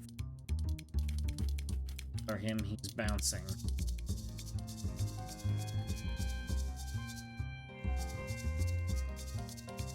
Where's this legendary spittoon? Oh, there it is. This spittoon has been placed at a really challenging height. Hey Dan, your spittoon is kind of inconvenient. Nah, baby, that spittoon isn't for spitting in. That's gone out of style now that mass-produced cigarettes are readily available anyway. No, that's a bona fide historical artifact. What? Really? That's right. Belonged to a famous adventurer from Frisco just before the turn of the century. Really? Who? Well, nobody's actually sure. A lot of people think it belonged to Mumfler Fumperdink. Mumpler Fumperdink? It's a strong theory, because if there's one thing we know about that cat, it's that he loved spittoons. But other people say it belonged to a fella by the name of Thurnleon. A whole lot of other people claim it belonged to a whole lot of other people. But there's one thing we know for certain about this spittoon. Whoever it was, they didn't use it for spitting into, they wore it as a hat. What? Ew, gross. Right? They sure got into some weird stuff back then. Yeah, no kidding. Alright, I figured that was gonna be the case.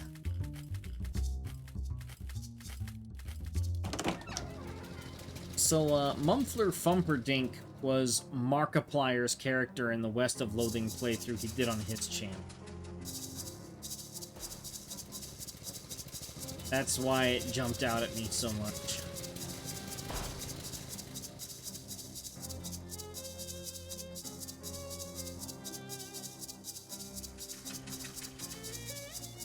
Gotta take these stupid shoes off. These things are gonna drive me nuts. Hey. Hi, honey. You want to hear the shoes? Sure. Sure. Tell me.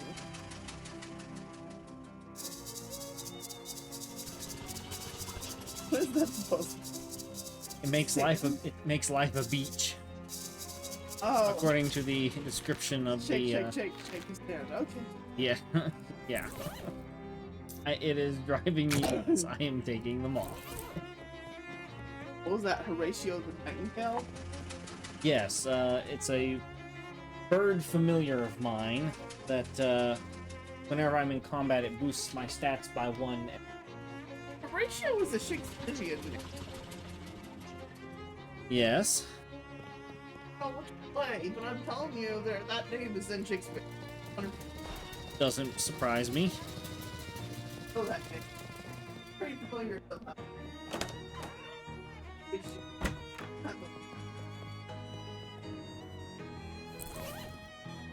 Okay, what was I after again? Right, the stench armor. Surplus store.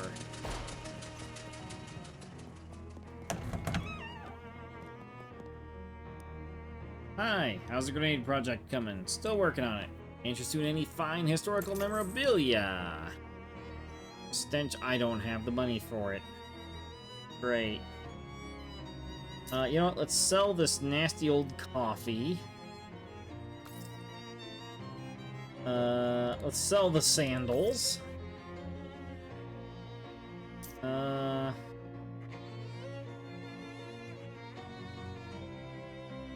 I'll sell the baseball bat. There we go. I can now afford mask.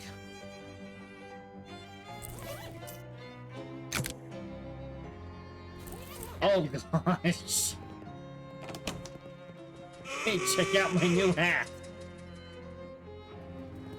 So, Horatio was Hamlet's friend. Ah.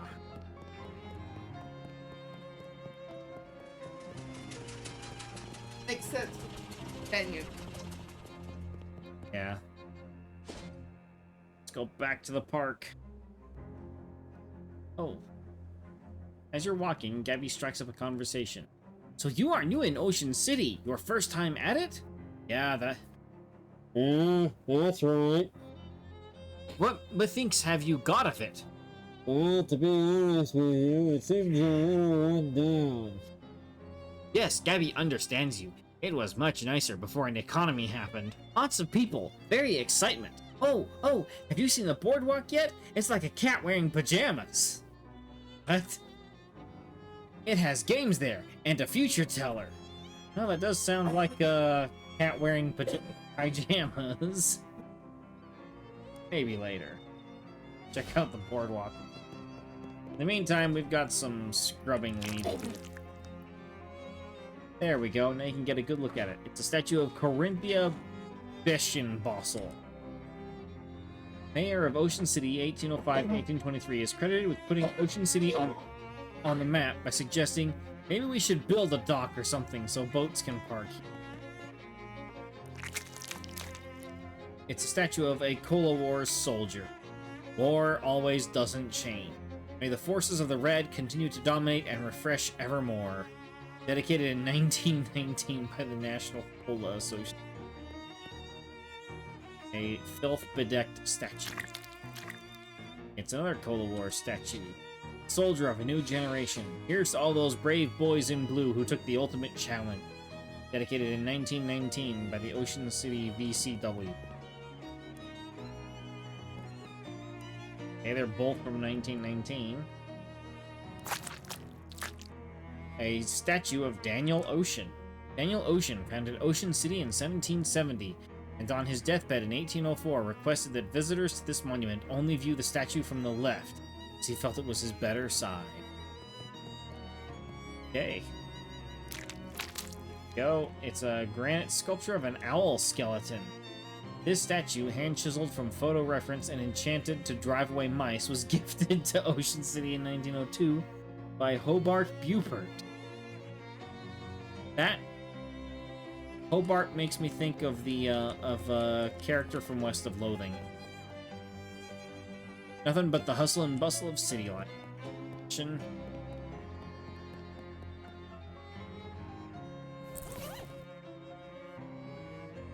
There's my hat. There we go.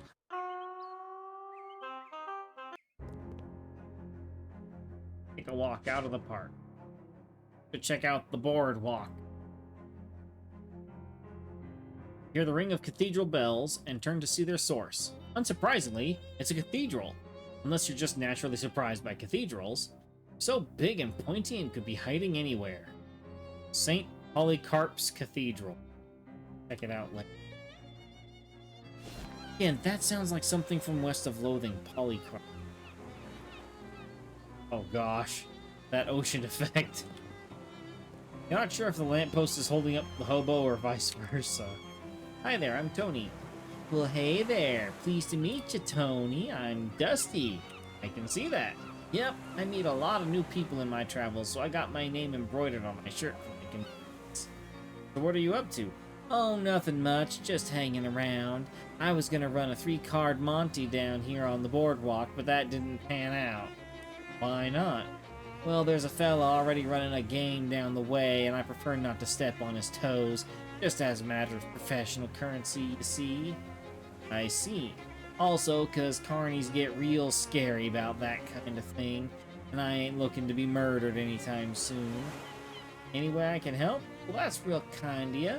I was thinking of looking for a different corner. Can you spare a nickel for a cup of joe to get my feet moving? Sure. Thanks, pal. You're a real good egg. Gives you a jaunty wave and wanders off. Tony Fiasco, hat photographer. As you enter, the photographer, who is busily adjusting a complicated-looking camera on a tripod, gestures to a nearby wastebasket without looking around. If it's more bills, there's my inbox. Hello? Oh, you ain't the Jumpin' Jehoshaphat. Baby, where have you been all my life? Excuse me? That face! That's exactly the face I've been looking for! It's perfect! It's mine and you can't have it! Hey, funny. Hey, you're funny too! Baby, I love you! You're incredible! Listen, do you know who I am? The sign on your roof said Tony Fiasco, hat photographer. That's right, baby! That's exactly right! And soon I'm gonna be the biggest photographer in the city, no the country, no the world. But there's something I need first. Face? A portfolio! And you know what I need before I get a portfolio? A face! Your face, baby! Oh, don't say no. Don't you dare say no, baby. Listen, it's easy. All you gotta do is stroll in here wearing a hat, and all I gotta do is take a photograph of that hat, and then we're both gonna be rich. Rich? Rich! Me with my portfolio, and you with the 30 meat I'm gonna pay you for every picture. Well, gotta be different hats, though. Gotta be a different hat every time. I can't pay you nothing for the same hat twice. Got it? Okay, how about this hat? What's that? An uncursed fedora? Perfect, I love it. Here's your meat, baby. Spend it in good health and come back soon. Alrighty. I've got another hat. I happen to be able to wear.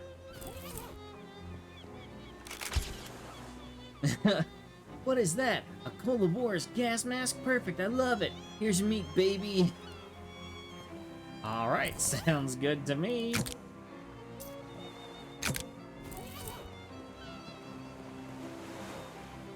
A grouchy looking guy standing under this shade of this building's tiny building's eve glares at you silent.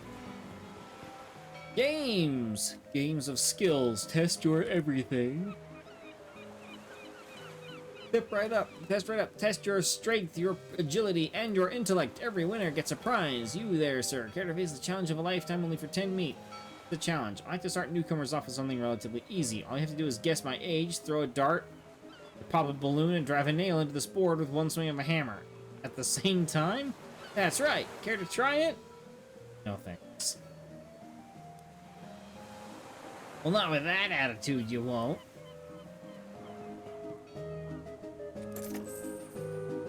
Okay. Looking for help. A medical manchego. Can't afford the book.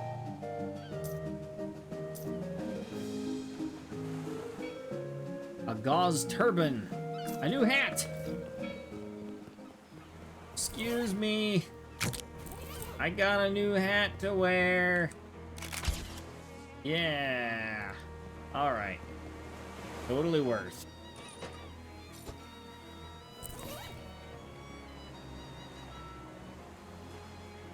My fedora go.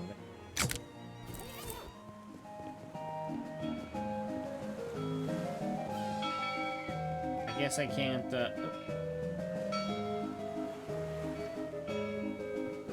people are doing yoga, I guess, on the Ferris wheel. Hi, pal. Who are you? You enter the dimly lit tent to see a teenage girl dressed as an old woman sitting at a velvet draped table. She points at a sign that says on the wall, Taro readings, 50 meat. Complain about the price.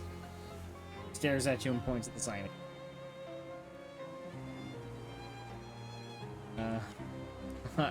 Thanks. If you're bored of Boardwalk, you can always just walk away. Alright, let's go to the Polycarps. Oh, okay. Encounter a hobo who is sauntering down the sidewalk with a bindle over his shoulder, whistling a jaunty tune. Oh, hi there. Aren't you Tony? I'm Arthur Roosevelt. Hi, how'd you know my name? Oh, we hobos are a tight-knit little community. When someone's been helping us out, word gets around. That's nice. A little creepy, but nice on balance. Why don't you visit our camp? We'd be glad to have you. Where is it? Well, you just head down 12th Street till you see the lot where the old hardware store used to be, and then you take, you know what? This will be simpler if I just mark it on your map for you. Yes, please. Takes out a pencil stub and marks a cluster of little boxes on your map. Come by any old time. The city hobo camp. Bid him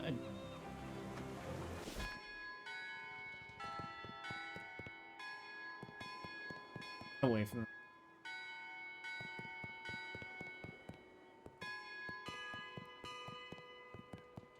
Let's carve strange symbols on this plinth. The bells are literally playing Mary Had a Little Lamb. It's literally Mary Had a Little Lamb.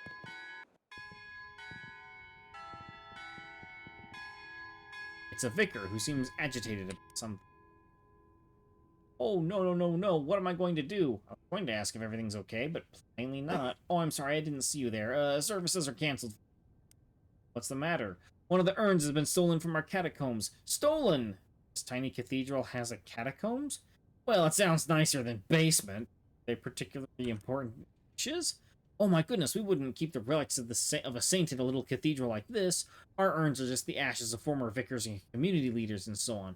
But they're all important in their own way, and the bishop is due to arrive for an inspection soon. Funny how bishops always seem to be just about to arrive for an inspection somewhere. What? I'll look into it for you.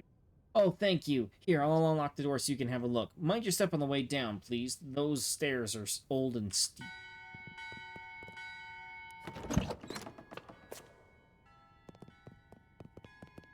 It's a guest book. 3 visitors were Donk Hufferby visiting from Saskatoon. Well, that seems like a dead end. I'm sure they have some weird names up in Canada. Charles Wallace from 111 Plunkett Street. Huh, that's the address of the antique store. You'll have to ask Charles next time you see him. And then might be in Dirch's house. Sign the book.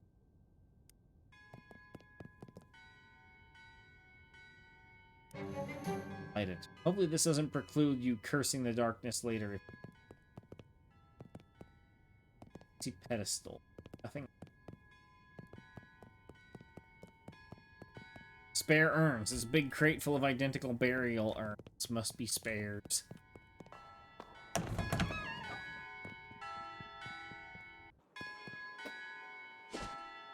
Okay, let's go back to Plunkett Street. Oh. Excuse me, old chap. Might you have a match on your person? No, but also yes, paradox. Oh, well, thank you all the same. Toodaloo. Okay, then. Fair enough. Paradoxed him away. Hey, good to see you. We had quite a morning already. See that bookshelf over there? Just bought it. It's a real rare find, Tony. Came from a 17th century cargo ship, the Mustflower. I can't. Wow, that's quite a provenance for a bookshelf. Yeah, it was the ship's wheel. Captain brought the Mustflower out of dock, couldn't steer, drove it into a starfish, whole thing sank instantly. Anyways, anything I can help you with? I saw your name in the visitor's book at St. Polycarp's. Oh, sure. I do a little whittling to pass the time now and then, and sometimes I go to St. Polycarp's to look at their gargoyles. Here, have one. He opens his desk drawer and tosses you a little wooden gargoyle on a leather cord. Oh, neat. Thanks. Let me ask you something. Anything that I can help you with? Charles seems preoccupied. He keeps checking his pockets and the drawers of his desk. Do something? Yeah, I seem to have misplaced the chuck key to my drill. What's a chuck key, Charles? It's a little twisty thing for tightening the chuck on a drill. Any idea where you lost it? It can't have gone too far. According to this thing's got stuck in the outlet, and it's not long enough for me to drill anything that isn't in this neighborhood. I can help you look for it. Oh yeah, that'd be great. Like I said, it's gotta be nearby. Just wander around. I'm sure it'll turn up. Okay. Literally just wander. A doughboy steps in your path, menacingly slapping the end of a long French baguette in his other hand. Well, well, well, look who we have here. You don't scare me, bread boy. You're all alone and I can take on one of you guys easy. Oh, well, what about me and my friend behind you, tough guy? Nice try, but that's the oldest trick in the book. No, I'm actually back here. Oh. Fight! Or no. Ow. Surrender and the doughboys demonstrate sandwich skills. Turn it.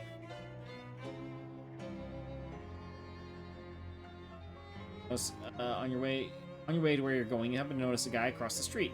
You notice he's sitting on top of a mailbox. He notices you too and extends his hand toward you for a shake. You call out across the traffic. Hi, you realize that I'm about 30 feet away, right? Yeah, but I can't leave the mailbox. Sometimes I regret my curious nature, but I guess I'll ask anyway. Why can't you leave the mailbox? Come on over and I'll tell you. Walk on over and talk to... Oh my gosh, he's all the way over there. There's a mailbox here. Hi, I'm Mervyn. Hi, Mervyn, I'm Tony. What you doing up there? A stunt! Stunt? It doesn't seem particularly stunty. You're just sitting there. Yeah, but I've been sitting here for... He looks at his watch. 7 months, 15 days, 9 hours, and 41 minutes. Why? Why? It's a stunt. Okay, but are you protesting something or trying to attract attention to some kind of cause? Nope. You have any money riding on this? Is it for a bet or a contest? Nope. I feel like you really don't get the concept of a stunt. I guess not. Say, would you mind helping me out with something? Sure, what's up? I've mainly been eating snackle cakes while I've been up here, and I'm out. Can you go grab some more for me? Snackle cakes? Ugh, are you serious? I'll admit they're an acquired taste. And I guess nobody other than you wanted to acquire the taste of powdered milk mixed with sawdust with the nails still in it, because Snackle Mills went out of business years ago. Yeah, but the shelf life on those things is incredible. It's what makes them so good for stunt rations. I got my supply from Hiram's Grocery down the street. Go pick me up some more. Yeah, okay, I'll be right back. This one seems like an easy side quest. I'll finish this quest and then go back there when I'm done. Abby takes a piece of candy out of her purse, tosses it in her mouth, and holds the purse out to you.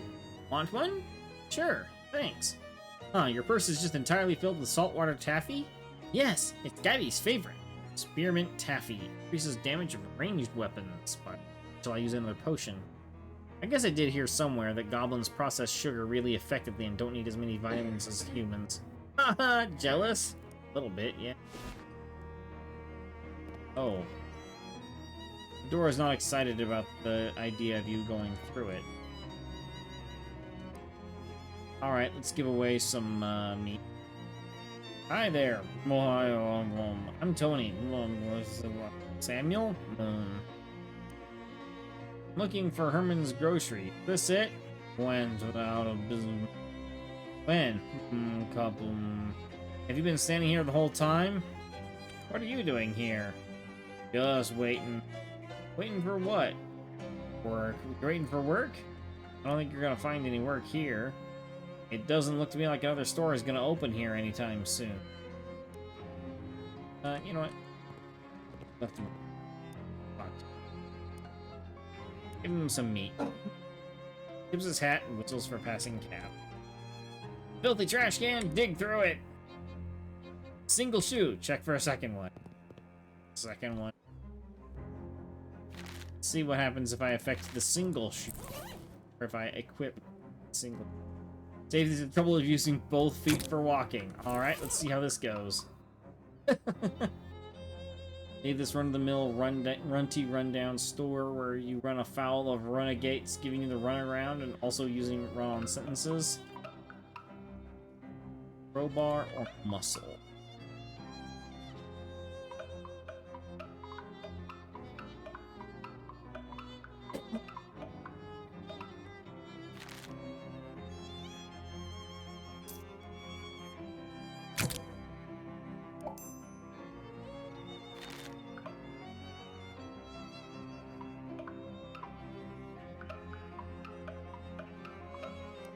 Yank the boards off. Her bulging biceps make short work of the boards. Let's go. Oh. Search it. Register is empty unless you know someone who accepts mouse droppings. Snackle Mills Factory. Even mice would be. Dig through it. Lip bulb.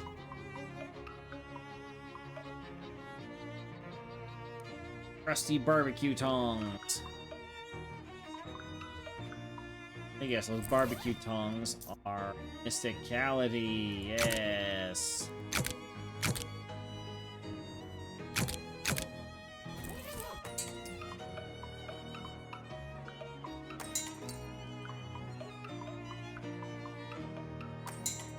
Alright, know how to get to the Snackle Mills factory now. You're walking past one of Ocean City's many disused public urinals. You'll notice that one has been filled up with ice cubes. As you investigate further, for some reason, notice that one of them isn't an ice cube, but a frozen rock. You wipe off the rock, examine it, and then pound it into flakes. Frosty flakes. The truck is laden with snacks of snack cakes. The worst snack food ever developed. Alright, let's just go straight back to Mervyn.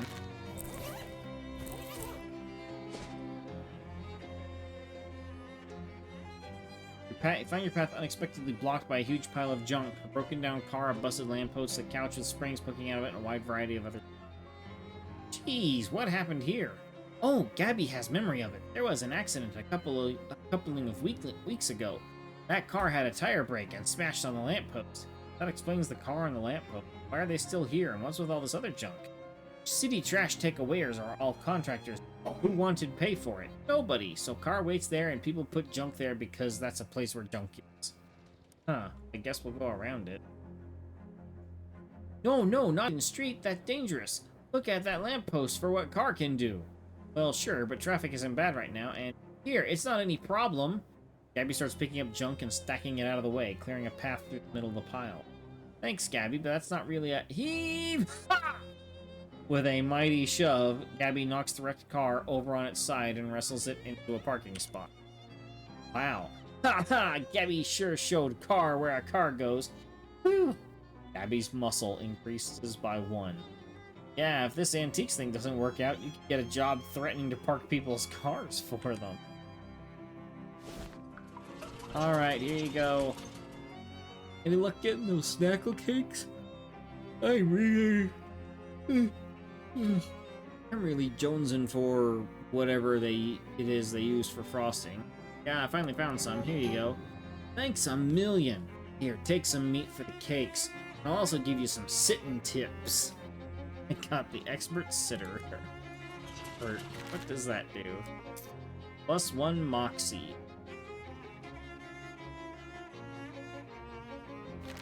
Alright. And that is going to be it for the night, I am afraid. I am desperately trying hard to not fall asleep at the moment.